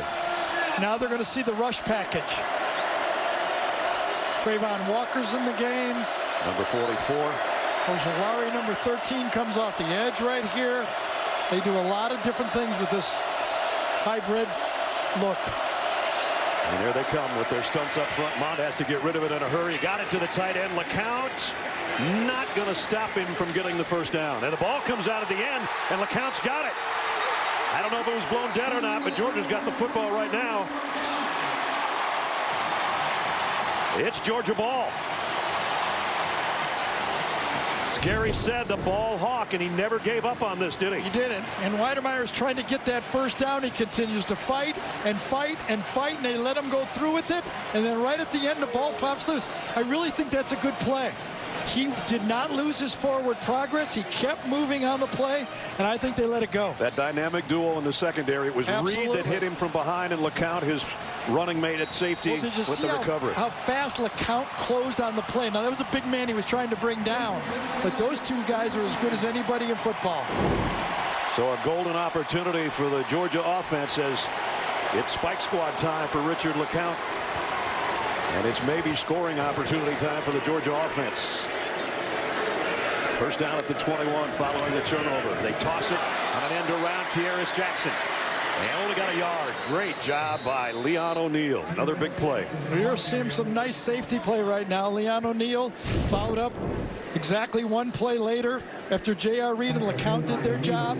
Looked like there was space, and all of a sudden there wasn't. That was a nifty little play. They faked the toss sweep and then just the little shovel on the end around, but it only got a yard. And now you got to worry about the big receivers for Georgia. To the outside, bottom of the screen, George Pickens. Tough matchup. Jake Fromm looked at Swift. Looks back in the middle of the field. Going to have to get rid of it. Finally does to the end zone. Did he make the catch? He's out of bounds. It was Robertson. Very close, and he's looking at the divot and telling the field judge, I think I was in. I dragged my foot, he's saying, take a look. Ooh, yep. Closer than I thought it was. Absolutely. Pylon Cam says, I don't think it was there yet. No, his foot came up when he made the catch. Heck of an effort. Boy, how skilled is that? He knew it was going to come late. He had to drag his foot, but when he secures it, his left foot's off the ground. So back it up to 3rd and 9, just outside the 20. Fromm goes the other way, and the flag down. Might have a holding on the Aggies. Was thrown in a weird spot. The penalty flag. There's actually 3 flags. Holding. Offense. Number 55. Penalty is refused. 4th down. Ray Hill, the center, with the holding call. So that's the respect he has for Blankenship, the field goal kicker for Georgia. You might think you'd want to, move a guy back, a weak kicker, but in this situation, he wants to get him off the field. There you see Trey Hill holding Buddy Johnson. So now it's going to be a field goal attempt of about 37 yards for Blankenship, who's 2 for 2 on the day. The senior out of Marietta, Georgia, to try to tack 3 more on. Kick on the way. It's good. So Hot Rod's got a hot foot so far. His 9 points, a big difference in the ball game right now. It's 16-3. Amazon Music brings you today's Scholar Athletes. Ryan Rennick, mathematical science major, and Andrew Thomas from Georgia, the big left tackle, sports management major. Amazon Music showing their commitment to the investment of our future by donating $1,000 to Texas A&M and Georgia's General Scholarship Fund. Okay, so if you're Jimbo Fisher calling plays, I get here at halftime and say they got to run the ball. Jimbo tells Jamie, we got to run the ball. You bang your head into that wall. Do you continue to try to run the ball? It's going to get too late pretty soon. Exactly. Here's an onside kick by Georgia, and they are going to get it, I think. Overran it. I think he overran it. Unpiling bodies, Aggies have it. Georgia should have had it. It was Tyson Campbell, I believe, number 3 was the guy who had it. Slipped a little bit on the turf over there, but it was a perfect kick. Perfect, and the way it died, what a great call right there by Kirby. It's a wet field, so it flops. The ball just stays right there. Watch it. It just hits the wet and overrun by Tyson Campbell. Holy cow. That was wide open for number 3, but he just couldn't find the handle on the wet ball. And the pileup has Texas A&M on the bottom with the recovery. Luckily for them. And Rodrigo's going, I can't kick it any better than that. By the way, he just set a school record for the most points in a career with that last field goal, 415 points, and that's second in SEC history to Daniel Carlson of Auburn. Mon on first down. The throw is complete, and it's Jamon Osborne again. Bond's pass is complete to Osborne. The defense kept A&M in the game. They had to get a stop there. So now it's a 13-point game, 1 touchdown, and Georgia start to feel the pressure. Yep. But right now, A&M has not shown they can even threaten for a touchdown. Remember, they came in having won 4 straight and 5 of their last 6. And as Gary mentioned before, had a huge game on the ground a week ago in the win over South Carolina. Today is nothing on the ground against this Georgia defense. 2nd and 6. Play action. Mon fires near side, completes, and that's your first down to Kendrick Rogers. Boy, that's how you run a play action pass. You get the receiver running a comeback. Again, it's more kind of Jimbo style of offense, old school comeback. Plant your foot, come back, throw the ball to the outside.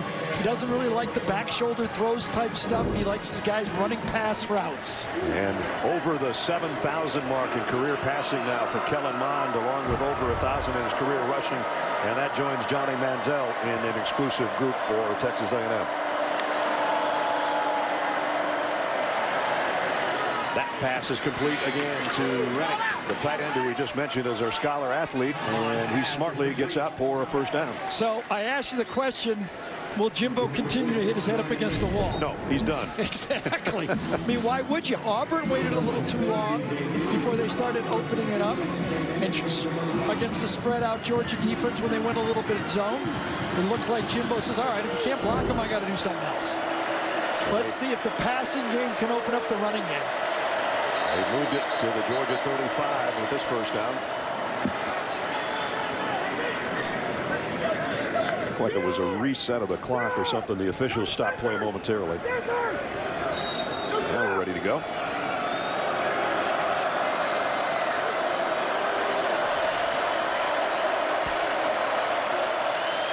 Mon trying to be heard to his offensive line and his tailback Spiller.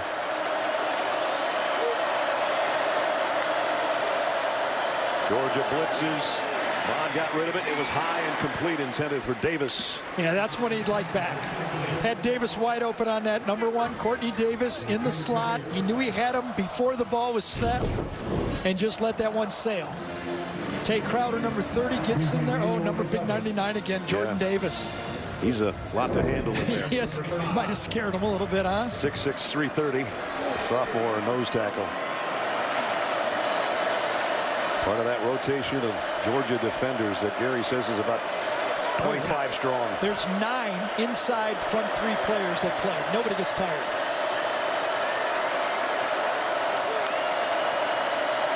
Second and 10. Straight 4-man rush for Georgia. Mon will run it. And he took a big lick from LeCount right at the first down marker. And that is what Kellen Mond brings to the offense that every defensive coordinator talks about. It makes him different. He's a really good passer and a willing runner. Inches shy of the first down. And I think he's got it with a quarterback sneak. As the line judge is going to hustle in there and put a foot down. Well, the line judge on our side has his foot short of the line. Let's see if the line judge on the other side wins it. Who's going to spot the ball? The old right foot, left foot. Yeah, John it's the one closest to us. And that's... At least our yellow line, it's short. Right. Are they going to measure it? I would think they would, but looks like no. They're not going to now. Once they move the ball, they're not going to measure it. 4th down and inches. A&M changing up personnel, bringing in an extra tight end in Beal. A little more beef up front. And Georgia stop a 4th and just that much.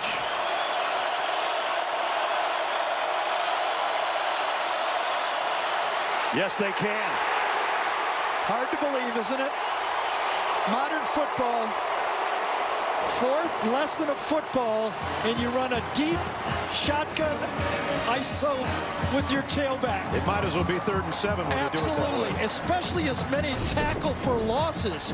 Georgia's been owning the line of scrimmage. There's the 3rd down. They got a spot short, and the penetration of Georgia's defensive line was too much. They couldn't handle it. Jordan Davis was a load for Georgia defensively on that possession. He says, how about me? I agree, big guy. The Home Depot SEC on CBS is sponsored by Bud Light, Jersey Mike Subs, Smile Direct Club, and by Aflac. Nighttime settling in Athens, Georgia. Go back to that last series for the Aggies. One more look at the 3rd down play. Aggie fans may be wondering, did he make it? Kellen Mond has the ball in his stomach. He can't get it out to push it forward. But right at the end, when he makes his last push, watch the linesman up here. He's blowing his whistle. So when he pushes him forward, he had already called it a done play. Georgia back to the ground game. Brian Harriet for a couple. Ryan Harriet, the ball carrier. The 4th down play we didn't have to show. Wasn't that close? No, that wasn't close at all. Pick up of a couple for Harriet. 2nd down and 8 at the 8-minute mark of the 3rd quarter.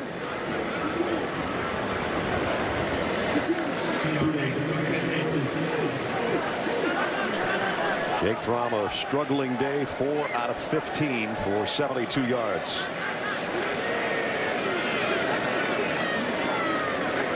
Harriet hesitates and is lost of a couple. 3rd down. Boy, we saw Georgia at their very best on 3rd down against Florida, right? Right. And then the last couple of weeks, 3rd down's been a nightmare. And 2 for 9 so far in this game.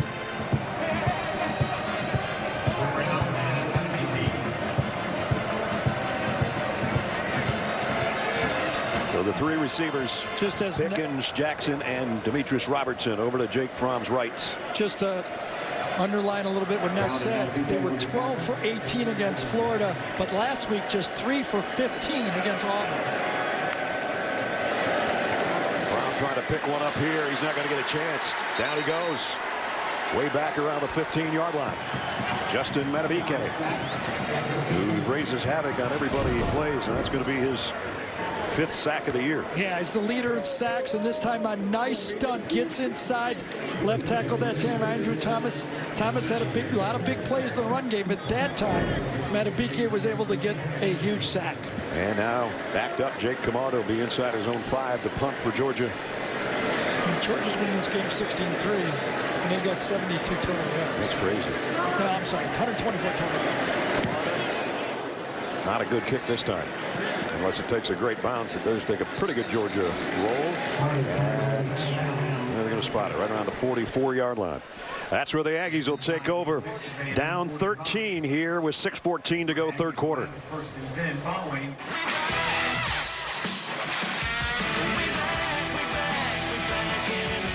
Away, and it is good.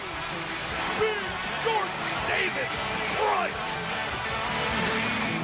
Perfect to Pickens. Touchdown, Georgia.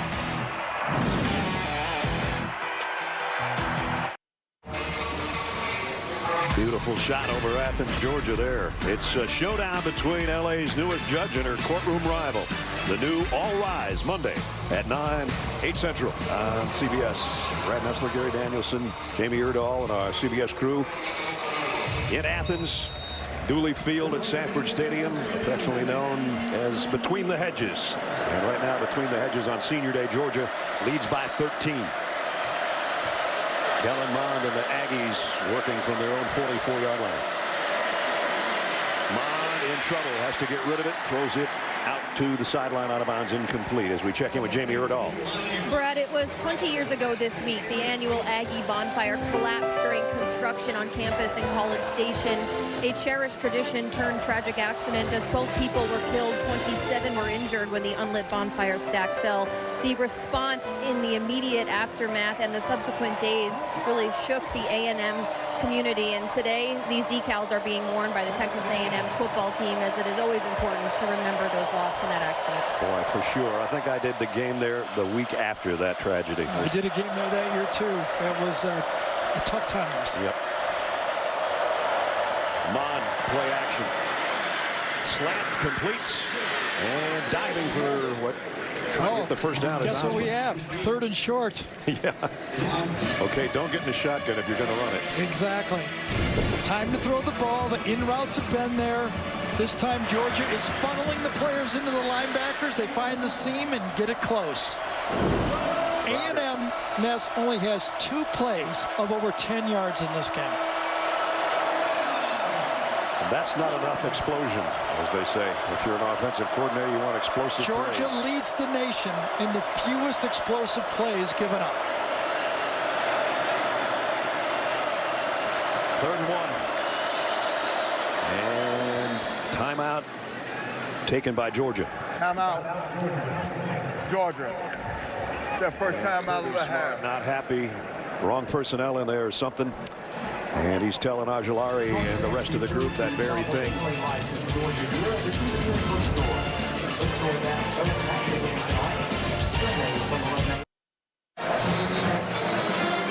High atop Sanford Stadium in Athens, our aerial coverage sponsored by State Farm.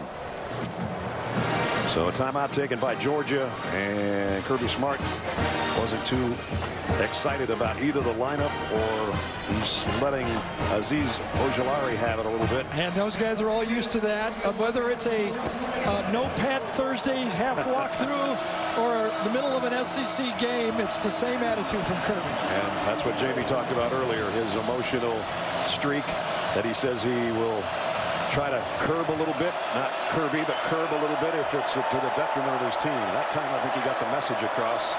It's 3rd down and 1. Yeah, I think they're going to throw it here, don't you? All 3 receivers are up top. Mon has time and got it complete, and it's the tight end. Weidermeyer almost took it.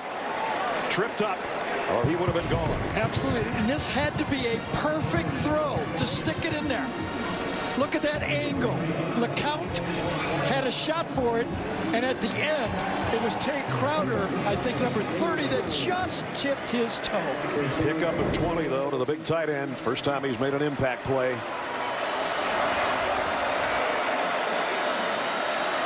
And now the Aggies at the Georgia 27.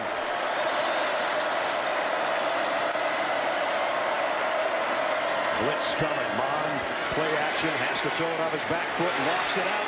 Weidermeyer was there. It's going to be a flag. That'll be pass interference On Walter Grant. He had the matchup he wanted. He had Weidermeyer on an outside linebacker, Walter Grant. Tallish edge rusher type player. He had the guy he wanted to throw to. That's why he was even willing to throw it off his back foot. Had his jersey. Held down his arm, it looked like to me. Yeah. You see your Pass interference. Defense number 84. 15-yard penalty out of that first down. So Georgia, a penalty that's costly after they'd gone the entire day penalty free. Well, you know you're a Georgia fan when you boo that one. Yeah, that was pretty obvious. Right. So more yardage this quarter than the first 2 quarters combined. And the Aggies knocking on the door now. First down at the Georgia 12. 2-score game right now. Georgia almost jumped offside. Mon throws too far in front of his intended receiver, Jamon Osborne. Tyson Campbell was covering. Well, you can feel the pressure starting to build right here as A&M has this drive. Pass just a little outside. Georgia's had 2 3-and-outs already. If A&M puts a TD on the board, you can feel the pressure starting to build, and why Georgia needs a stop here. I can see why Osmond was complaining, because Got there's a grabbed. handful Yeah, of jersey exactly. or T-shirt or something.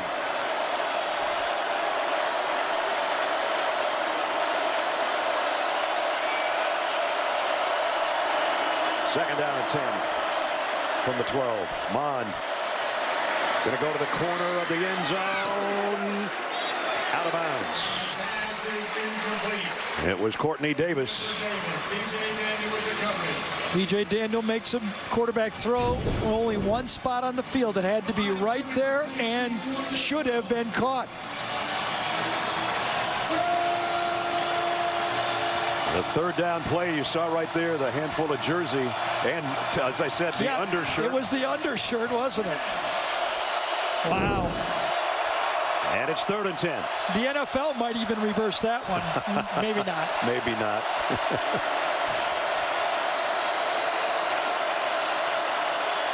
Empty backfield for Mon on 3rd and 10. Flags down, whistles blow. Give that one to the crowd. We've been here before. This time it's freshman right guard. Ball start.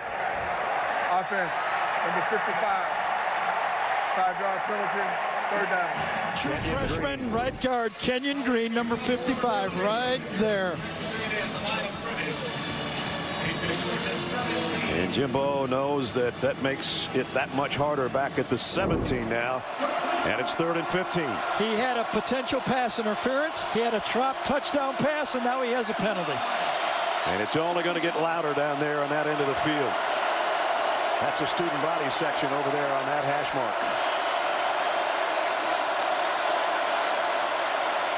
Mon running out of time, throws to the end zone, incomplete. 2 receivers there, and Rogers and Davis, neither could get a hand on it. Yeah, and I think that's the key to what you said.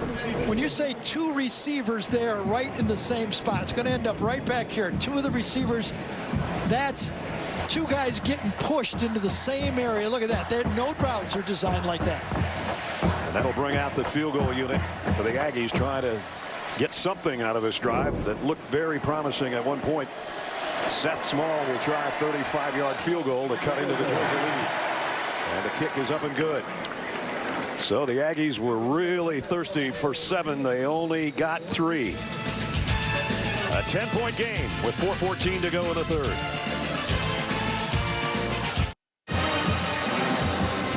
Don't forget, coming up later in the game, the play of the game presented by Jersey Mike's Subs. Georgia dancing on the aisles, or the fans are, with a 13-point, 10-point lead now. They might dance a little more with a couple first downs. I think their defense needs a little blow. That secondary needs a blow. Ryan Herring's just going to watch this one bounce in the end zone. Georgia will start at the 25-yard line. Next week, SEC on CBS. Missouri locks up with Arkansas on Friday. Then on Saturday, one of college football's greatest rivalries renewed. Number 5 Alabama, number 15 Auburn, the Iron Bowl. Next week from the Plains right here on CBS. Hope you join us, and we wish you an early happy Thanksgiving. The injury timeline since last week for Tua Tagovailoa, who was at the game today, a resounding win for Alabama. Start undergoing rehab. Tua looked rough today. First of all, on his nose or his hip? Where's he going to start? Got a broken nose. The hip hurts, but he's probably watching. And Tua, we wish you well in your rehab. Jake Fromm comes out throwing. Pickens comes up catching. The guy loves to throw the ball outside of the numbers, doesn't he? I mean, he just can deliver the ball this time in between the zone. Right before the safety, Richardson can get there. A perfect laser throw. Can't lay it up too high. And look at Kirby say, just like I taught you. You could see him. He's starting to get it. 41-yard pickup to the freshman Pickens. And a first down, Georgia at the 34, the Aggies. DeAndre Swift made one guy miss. Cuts back to the inside. When he plants his foot. Think about that. Everything was going to the right, and in a split second, he plants, boom, and again. He plants and then jumps. One and a double foot cut. That's spectacular. His high school coach calls that the dead leg. Holy cow. It looked pretty lively to me. It was a dead leg and then a 2-foot cut. Pick up 7. 2nd down and 3. Number 3 in the backfield now is Zamir White for Georgia. It's a little pitch, though, to Demetrius Robertson trying to get to the corner. Got there. And a first down. Georgia's got some things working here on offense late in the 3rd quarter. So Zamir White got some playing time, and he was able to get in to help with the block this time. Number 3 comes to the outside. Demetrius Robertson follows it, but his running back clears out the last defensive back to make that thing turn the corner. And we told you in the red zone, almost perfect. So you can just about count on points, but Georgia would love a touchdown instead of settling for Rodrigo Blankenship's field goals, of which he's hit 3 today. Swift switches sides now to Fromm and gets the handle. Coming to the left. A stiff arm and a flag. Swift around left end. The flag comes in. Yeah, I think the flag was on the first guy coming to the outside. Pickens on his block from the wide receiver spot is going to get called.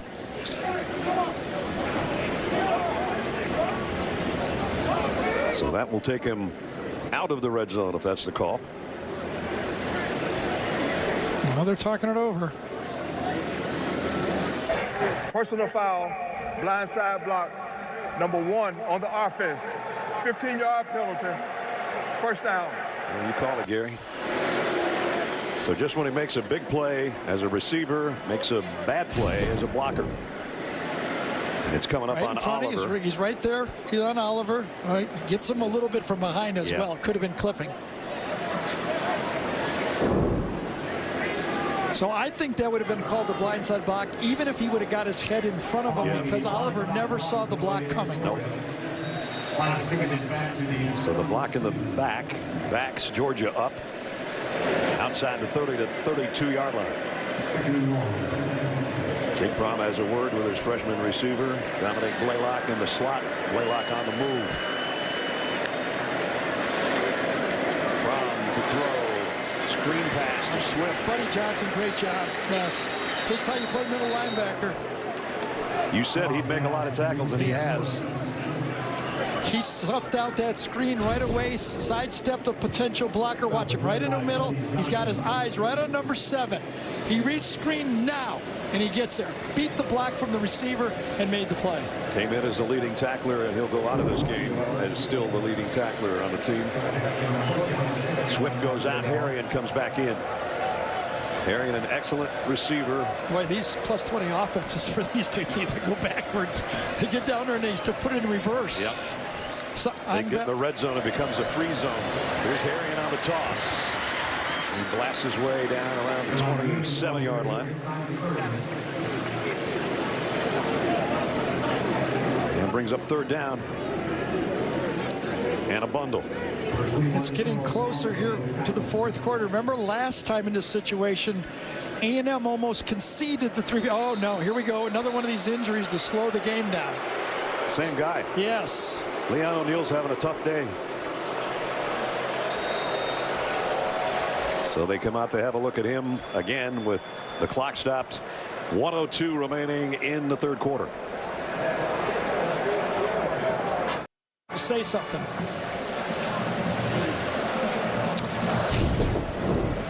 Here's Leon O'Neal's hit, number 9. He gets up, jaws a little bit, then starts to widen. And watch him wave to the bench. And then see the little wave right there? And then I go down.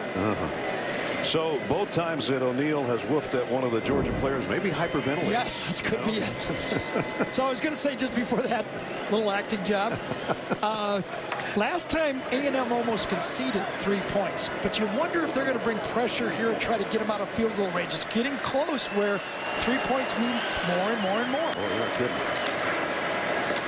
And it's Brian Harrion trying to break away. Broke one tackle, broke a second. And Harrion all the way down to the 18, make it the 13-yard line. So how what Kirby did? Kirby said, I smell that you might try to blitz us and knock us out of field goal range. So I'm going to run something safe where I can't lose 3 points. And Rodrigo Blankenship takes the field. He's 3 for 3 today. He is 22 of 25 on the year. And that kick's going to have to happen on the other end. We played 3. End of the third. Score, Georgia 16, Texas A&M 6. We'll return to Athens right after this message and a word from your local station.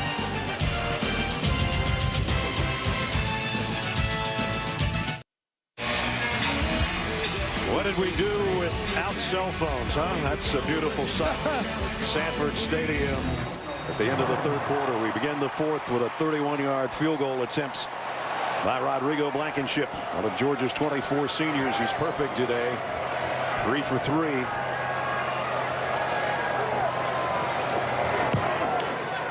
He's 4 for 4.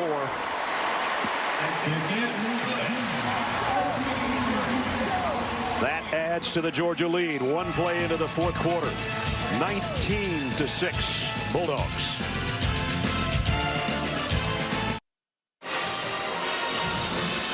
Well, that group just that much happier after their favorite player, Rodrigo Blankenship, just tacked on 3 more. Career high 4 field goals today.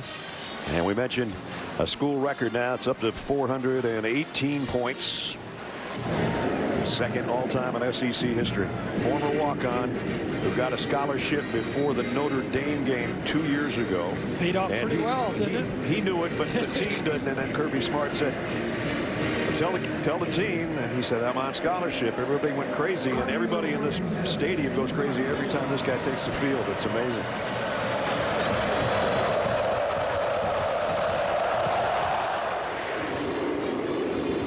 And boots this one out of the back of the end zone. Let's check in with Jamie. Brad, the First Lady of Texas A&M made a trip all the way to Athens. The A&M Aggie dog, Reveille, met Uga today, her SEC counterpart. I tried to get them to tell me what they were chatting about, but they don't kiss and tell. But I did inquire. You know, there's an urban legend that Miss Rev, if she barks in a class is canceled. So Uga is trying to conspire with Miss Rev as to how he could, you know, help some of the Georgia students in that respect. Good sportsman, canine sportsmanship between Uga and Reveille. 2 good-looking dogs, I'll say that. You got it. First down to the 25. Get in trouble and hit as he throws. They might crawl grounding on that. It didn't get past the line of scrimmage. The Trayvon Walker who was draped all over him again. That kid's becoming a force. So first they'll find out if it's a fumble or not. Then they'll decide if it's intentional grounding. Was there anyone in the area that he was throwing to? That's definitely a throw, in my opinion. They're going to let it go. And it was Trayvon Walker. He just took the blocker and the quarterback and everything in. Gene Steratore is our rules official. Gene?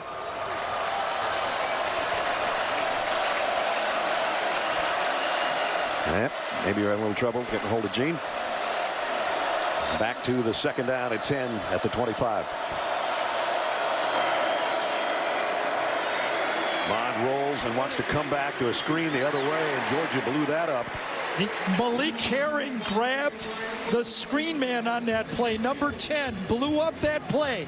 What a great play by Herring, number 10. It was going to be a throwback screen. I don't know if I can find Herring to start with. He's on the end. Watch him right there, right in the middle of the screen. And that blew up the play. And another one. Jimbo Fisher's going, what about Holden Spiller trying to get out there? Yep, no doubt. He's got a legitimate gripe. I do think sometimes they give leeway to those linemen because they could be, the running back could be coming over to block them, so they give them a little bit more leeway. Georgia going to bring an extra guy. They'll come with 4. Mond on third and long connects, and it's a first down to the big tight end, Weidermeyer. Boy, you got to have a lot of guts to make this throw. It's a deep zone. You're throwing it right in the middle of this zone. Watch when he lets this go. He's got the corner he's looking right at. If that ball's out a yard, that could be a pick. Mark Webb made the tackle, but not before Mond got the completion. 13-yard I think pickup. that's the most impressive throw of the day. Fromm has one down this left sideline. Those are the 2 best ones I've seen. The wide receivers that Kirby Smart was so worried about have not been a factor, but Weidermeyer now in this half has a couple big plays. And that one, I think his arm was hit as he threw that to the sideline. It was Webb again. Webb was caught on the zone last time. This time he's blitzing. He had him right in his face, and there's no way Kellen Mond wanted to get a sack, so he got rid of it early. Coming right at him, watch it. He sees a free runner, and he goes, I just got to let this go. I cannot afford to take a sack on first down. So Webb comes out. Georgia continues to rotate on that defense. A minute into the fourth quarter. 13-point Georgia advantage.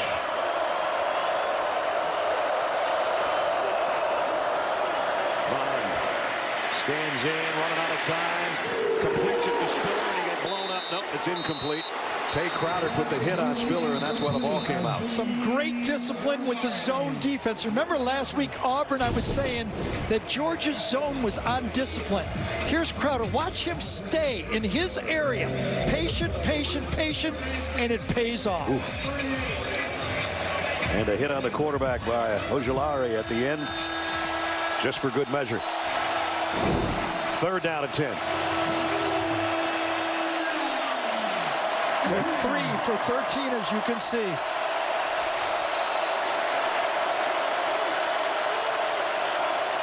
Crowd trying to be a factor on Mond again.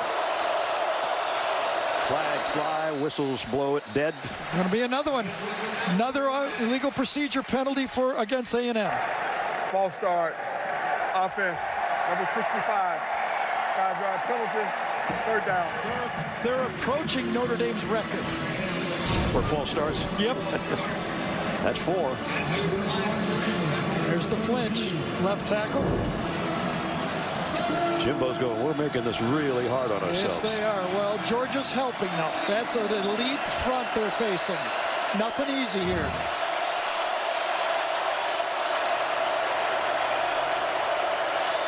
Third and 15.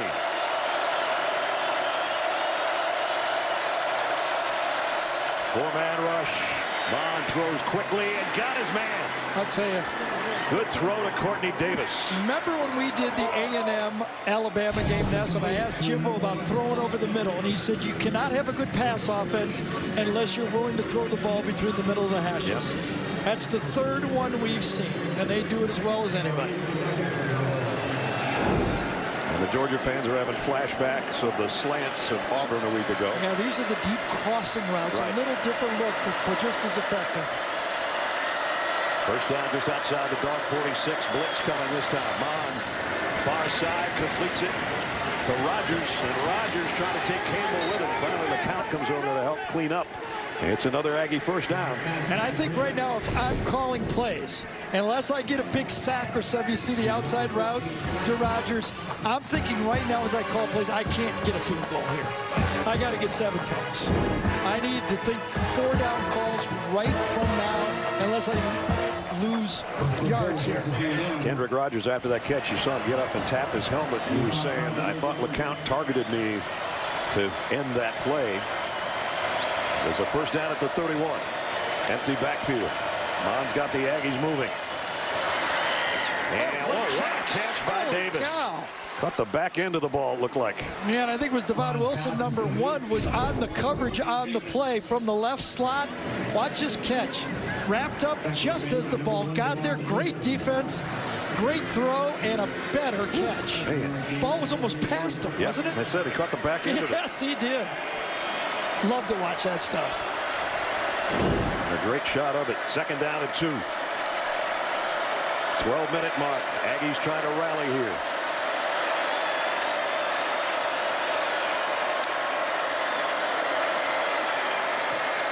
Throw it out in the flat to the tight end. Georgia can't bring him down. He's got the first down.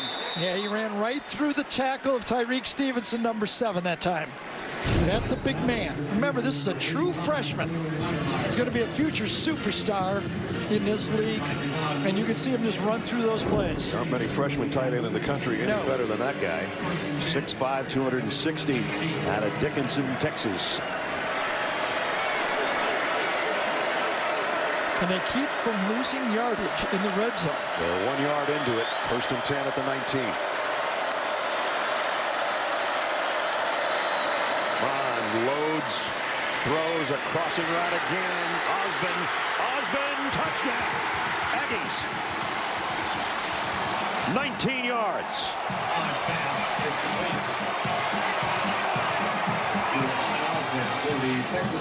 Richard LeCount, the safety, had Osmond on the play.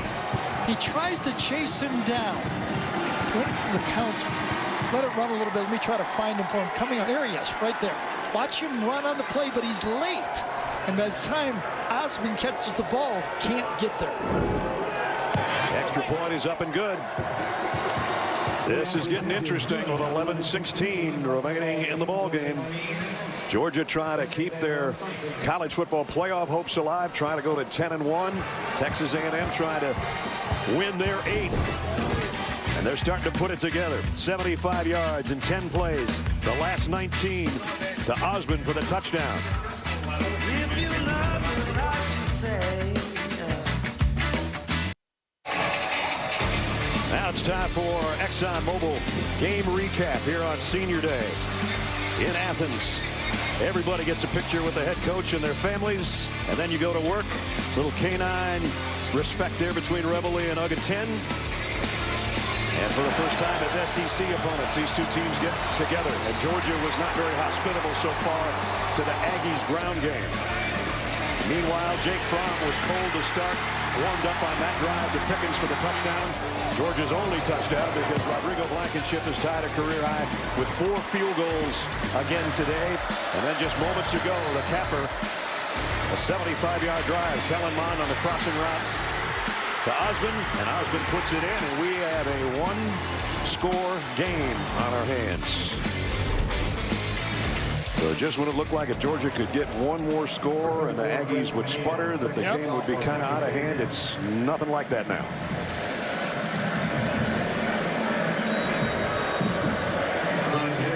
Braden Mann to kick.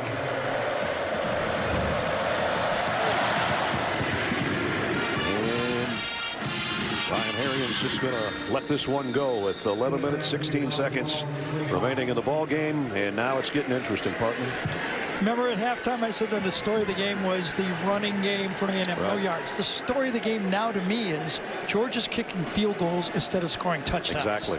And you know, when you think about it, not just this game, going forward, LSU, Clemson, those teams. They're going to have to score more than field goals. You got it. Yeah, that's been the frustration for Georgia fans as well. Whether they win or not, it's like, what's wrong with the offense? How come we can't score touchdowns? Part of it was the receiving core that lost their top 5 guys to make number 11, Jake Fromm, comfortable. Well, the young guys aren't young guys anymore, and they're going to have to start making plays. They'll look to see if they can make one here. DeAndre Swift out in the flat. Just ran over the defensive back. Boy, he's had some collisions today. Damani Richardson, the true freshman, says hello to number 7 this time. Jeez. He can give you the dead leg or the stiff neck. Either way you want it, right? And he got about 7 on that reception. 2nd down and 3. Now the give is to Swift. And they've got him bottled up. He's going to lose a yard. Bobby Brown, one of the first guys there. 325 pounds of Bobby Brown. Yeah, number 5 and number 52, both inside making this play. Watch Matabike, number 52, and Bobby Brown. And Georgia fans are sick of looking at number 5 make plays against them. Last week it was Derek Brown, and that time it was Bobby Brown. Just about the same size, too. Derek's a little bigger. Here's a throw, and DeAndre Swift makes a tough catch down the sideline. Well, what you love about Jake Fromm is how smart he is. He read the blitz off the edge. When he gets the blitz off the edge, he gets rid of the ball, and it's a hot receiver, and he gets it right to him. That's what Jake Fromm brings to the offense. He just doesn't make a lot of mistakes. Talked about Harrion having good hands. Nothing wrong with DeAndre Swift either. Pickup of 20 into Aggie land at the 48-yard line. 2 tight end set this time with Charlie Warner and Eli Wolf out there. Play action from going to go right back in the flat to Harrion, and this time it was too far in front of him. Incomplete. Yeah, I can't play that one on Jake. Harrion was kind of positioning himself, actually moving backwards when Fromm tried to dump that ball out. That's kind of just a miscommunication play. Stops things with 9:25 remaining in regulation. He knows he's got to have a drive. He needs at least a field goal here.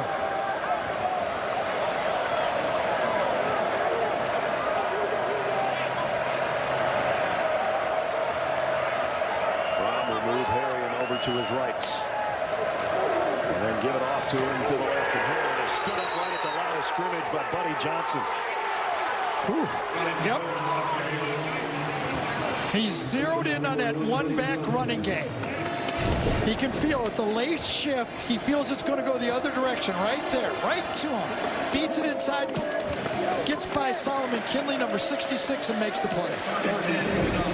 Just a little too quick, Buddy Johnson is for Kinley. So it's 3rd and long. Fromm will be in an empty backfield. And they've been bringing at least 5 in these situations. Will they do it again? And now Swift joins him back there. Jake, look out from behind. Down he goes. That's what they did. Aaron Hansford with a sack. Overloaded blitz. They moved up from the line of scrimmage to draw that offensive line in. You move the linebackers inside, and that gets the linemen to go down, and you come around the outside. Well designed. You see it. Andrew Thomas moved in and allowed the blitz from the outside. They brought 5 again. And Jake Camarda, you look behind the Georgia punter. He needs a good one here. End over end, trying to drop it down inside the 10. It's actually going to be fair caught right at the 10 by Anais Smith. So a 1-score difference in Athens. And the Aggies have the ball back when we come back.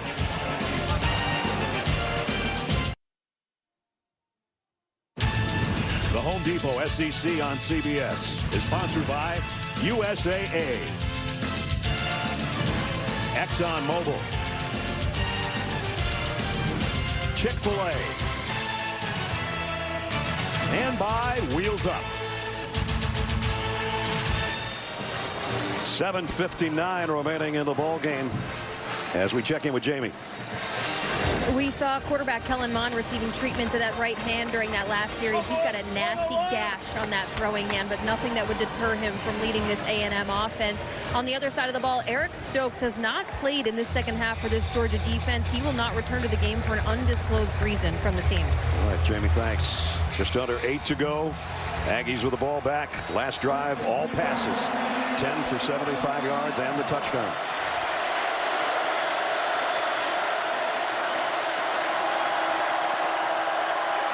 Georgia's crowd has made a difference a few times today. Trying to do so here as the Aggies start at the 10. Play action. Ron throws out wide side, completes. Gain out near the 15 to Jamon Osmond. Here's Gary's playoff picture. Yeah, obviously Georgia will play in the SEC championship, but they know they need to win out to get into the playoffs. But they need to get to 12-1. 2-loss SEC champ. I don't think they're going to make it. And that would be Georgia beating LSU, and LSU still being in the picture. Yes. With a 12-1 mark, and that's if everything holds. But you got to hold on right here. And Scott Sinclair, the strength coach, trying to hold on to Kirby Smart. He's his belt man behind him, trying to keep him on the sideline. 2nd and 5. Georgia comes with a delayed blitz. Mond lofts one, got a man. Kendrick Rogers. And finally pushed out of bounds at the 40-yard line. So here's what he does. He looks to the outside. He looks right there at Daniel. If he sits, ball's going over his head. If he does not turn his hips and run with the receiver, ball's going over his head. Easy read. Actually marked that after a 23-yard gain at the 38-yard line, not the 40. What a difference a half has made for the Aggies. Yeah, they've just decided to throw it. Heck with this running the ball. It'll be a change-up to run the ball. Georgia brings an extra rusher. Doesn't matter. Osmond's got another one. Diving to the 41, maybe the 42-yard line. And the Aggies, just like the last drive, got it working on offense. Yeah, the offensive line is now at least giving Mond room to step up in these throws. Another 20-yard pickup. Yeah, now he's feeling it. He's dumping the ball off. He's in rhythm. 24 for 40. He is feeling that game.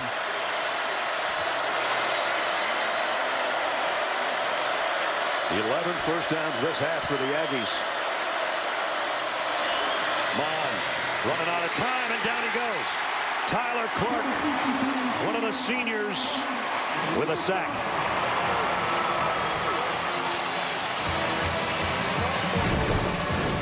Tyler Clark right there.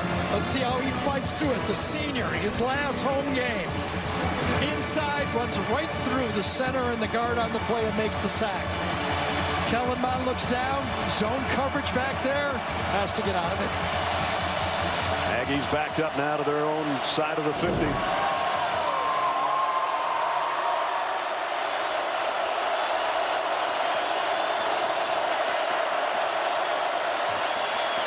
Mon, screen pass out to Spiller. Spiller splits a couple of defenders.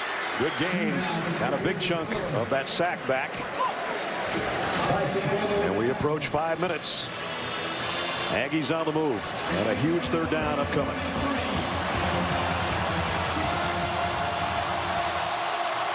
What's Kirby Smart's defense got dialed up. For the Aggie offense, it's all of a sudden in gear.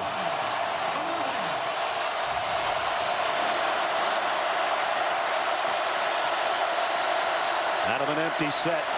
Kellen Mond is at a hot hand in this half with a 3rd and 11. Mond steps up in the pocket, throws over the middle, in and out of the hands of Weidermeyer. Tyreek Stevenson does a good job. Weidermeyer tries to deke outside. Does he hold him, though? That's the question. Watch Weidermeyer try to get outside and then get inside. Does he grab him before the play? Weidermeyer thought so. Oh, yeah, yanked him back. Jimbo's going to look at this game tape off our thing and go, we got about 3 calls we could have had. Yeah. No doubt. Pass interference. Braden Mann will have to punt instead.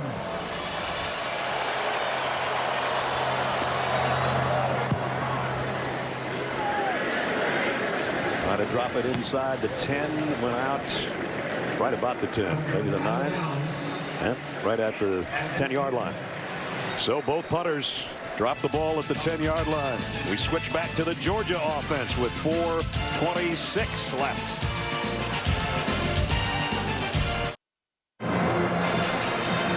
Coming up after our game, Adam, Rick, and BJ will have scores and highlights. The college football postgame show presented by Rocket Mortgage. Last play for the Aggies before the punt. And that was just after. Yeah, there's the grab again. The ball's in the air. He's grabbing his left arm. And with that, Jimbo Fisher, during the timeout after the punt, had a little chat with Hubert Owens, our referee. And what could have been wasn't. And so Georgia's got the ball back on offense.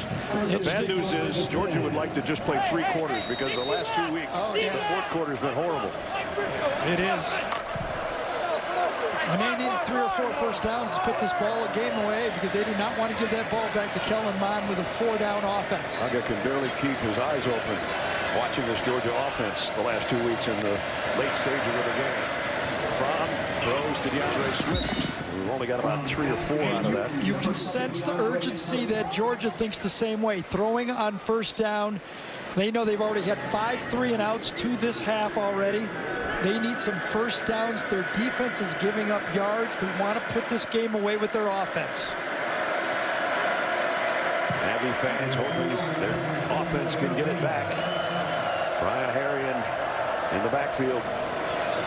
James Cook's out there as well, number 4. And he's in motion. The toss goes to Harry. Brian Harrion, a stiff arm, trying to dive for the first down. He's a yard shy. It'll bring up 3rd and a yard. You can know why defensive coordinator Mike Elko loves Leon O'Neal. Number 9. He makes tackles from the secondary, just doesn't miss. Biggest 3rd down of the day for Georgia's offense. Jake Fromm goes over and pushes James Cook into the right spot. Gives it off to Brian Harrion, who got the first down. Yes, he did. What effort that was. That's a senior first down. That's a guy that's waited behind some great running backs to get his opportunity. And this time, he takes it behind the big guys up front and gets it in for the first down. We said Nice this- block by Charlie Warner, by the way, number 89. One more thing, Ness. We said to J.R. Reed yesterday when we were talking to the seniors, did you know that Harrion was as good? He said, yeah, but he had to play behind Chubb and Sony, and then Holyfield and Swift. He just needs a chance. And Harrion said, you know, I press. I'd get in there for a couple plays, and I try to make big plays. He goes out. Swift comes back in. We're under 3 minutes. Georgia with a first down. A&M's got 3 timeouts left. DeAndre Swift's going to lose about 4. To Marvin Leal. Marvin Leal that time, because it's a blitz off the edge, was able to come inside and beat his tackle, and Jimbo has decided now is time to start taking those timeouts. And Swift and Jake Fromm have a couple of words. The Russians hacked the 2016 election. Could it happen again? 60 Minutes investigates. Plus, can scientists read our minds with machines? It's all tomorrow on 60 Minutes. Hope it never comes to that. Timeout. After that last play, Gary and Swift and Jake Fromm had a few words. I'll tell you why right here. A&M comes with an edge blitz, which allows these linemen to go inside. Swift says, you ran it right into the blitz.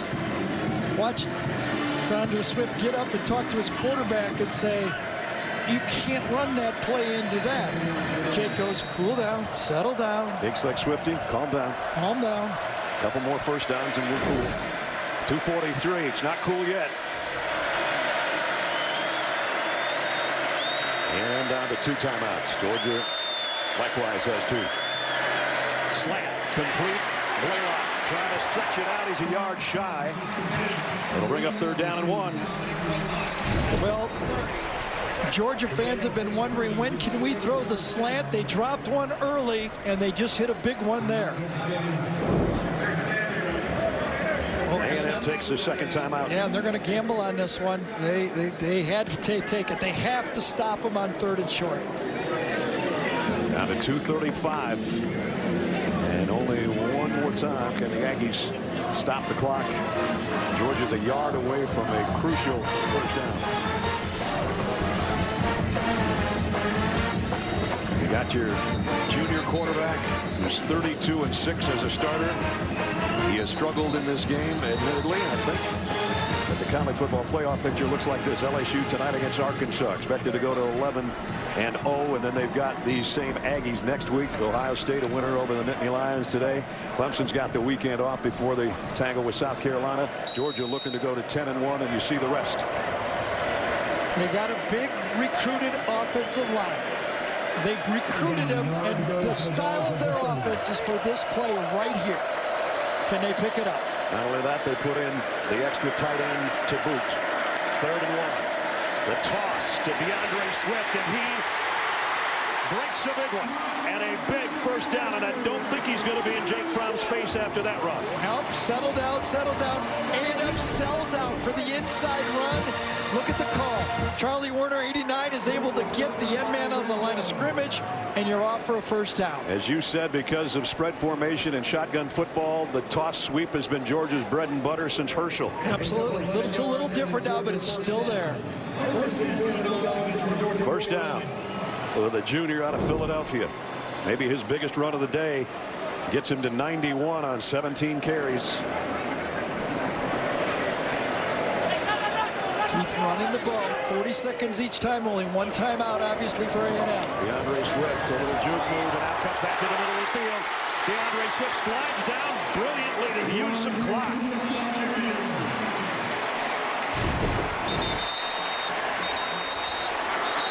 Wow, man. He can do it. That just put him at 100 for the game. He did. Did he know where that first down marker is? Because another half-yard, game's over.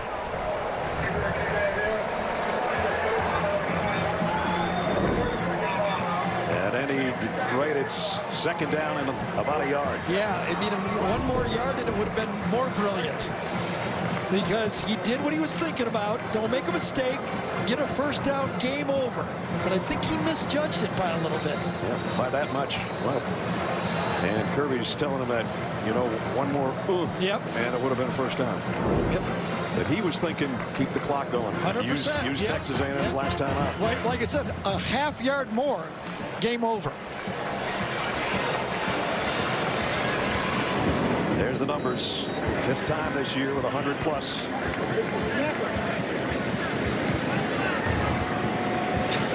The 106 last week of the win over Auburn. Another 100-yard game today. Will it be enough against A&M? We got 142 remaining. And again, Jake Fromm under center right at the midfield stripe. Swift blasts his way in there. First down, Georgia. Kind of a funny call.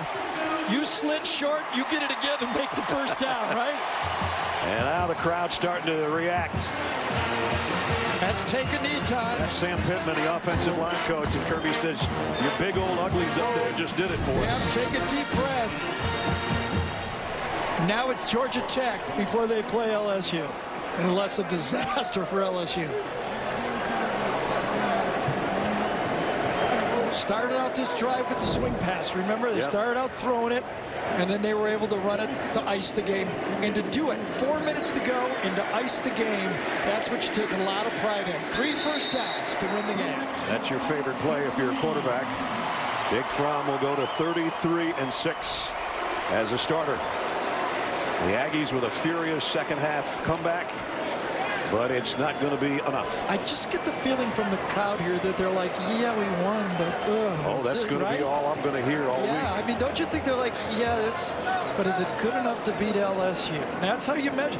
When you're in that position, when the SEC East Championship isn't enough anymore, and you get measured, then you know your program is enough. That's right. Georgia goes to 10-1. Very respectable game from Texas A&M. Couldn't run the ball. They figured out another way to do it. Their defense was solid. Good, tough football game. And remember, the 4 losses for Jimbo Fisher this year now have been to #1 Clemson at the time, #8 Auburn at the time, #1 Alabama at the time, and now #4 Georgia at the time. And the final second ticks off the clock. Georgia with a win, 19-13. Let's go down. Some happy seniors and Kirby Smart with Jamie Erdahl. Coach, I know this group, this Texas A&M team was going to challenge you today, but what did the whole day feel like with such a special group of seniors and the statement they were able to make?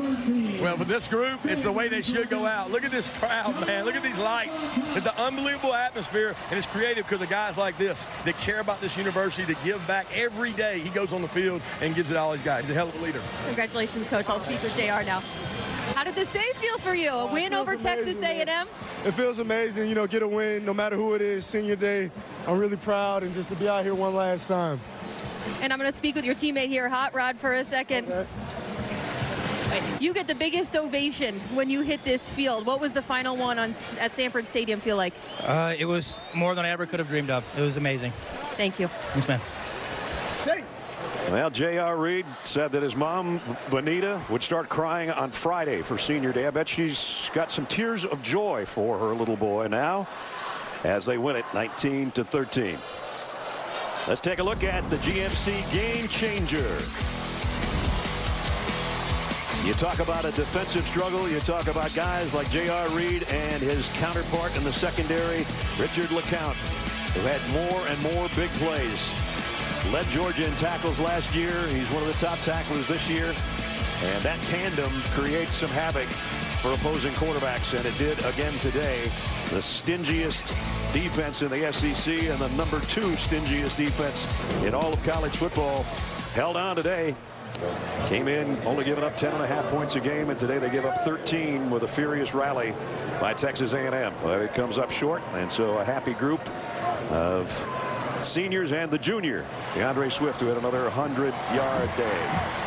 And now it's time for the play of the game, presented by Jersey Mike Subs. And the reason for a big smile on number 7's face was this third down toss. And here's how it sounded from Scott Howard. All right, 30 yards from our 30. Snap to Fromm, pitch it to Swift, get him outside, he's got the first down anymore, 35-40, trip him up at the 42. A quick first on the toss sweep to DeAndre Swift. They started the game with that play, and they ended the game with that play. And now they're happy with the fans over there outside the hedges. Big win for Georgia. They're 10-1, 7-1 in SEC play. Their sights set on Georgia Tech, and then the championship in Atlanta. That's going to wrap it up for us. For Gary Danielson and Jamie Erdahl, Brad Nessel saying so long. Final score: 4th-ranked Georgia 19, Texas A&M 13. College football postgame show presented by Rocket Mortgage is up next after these messages. We bid you adieu from between the hedges. So long from Athens.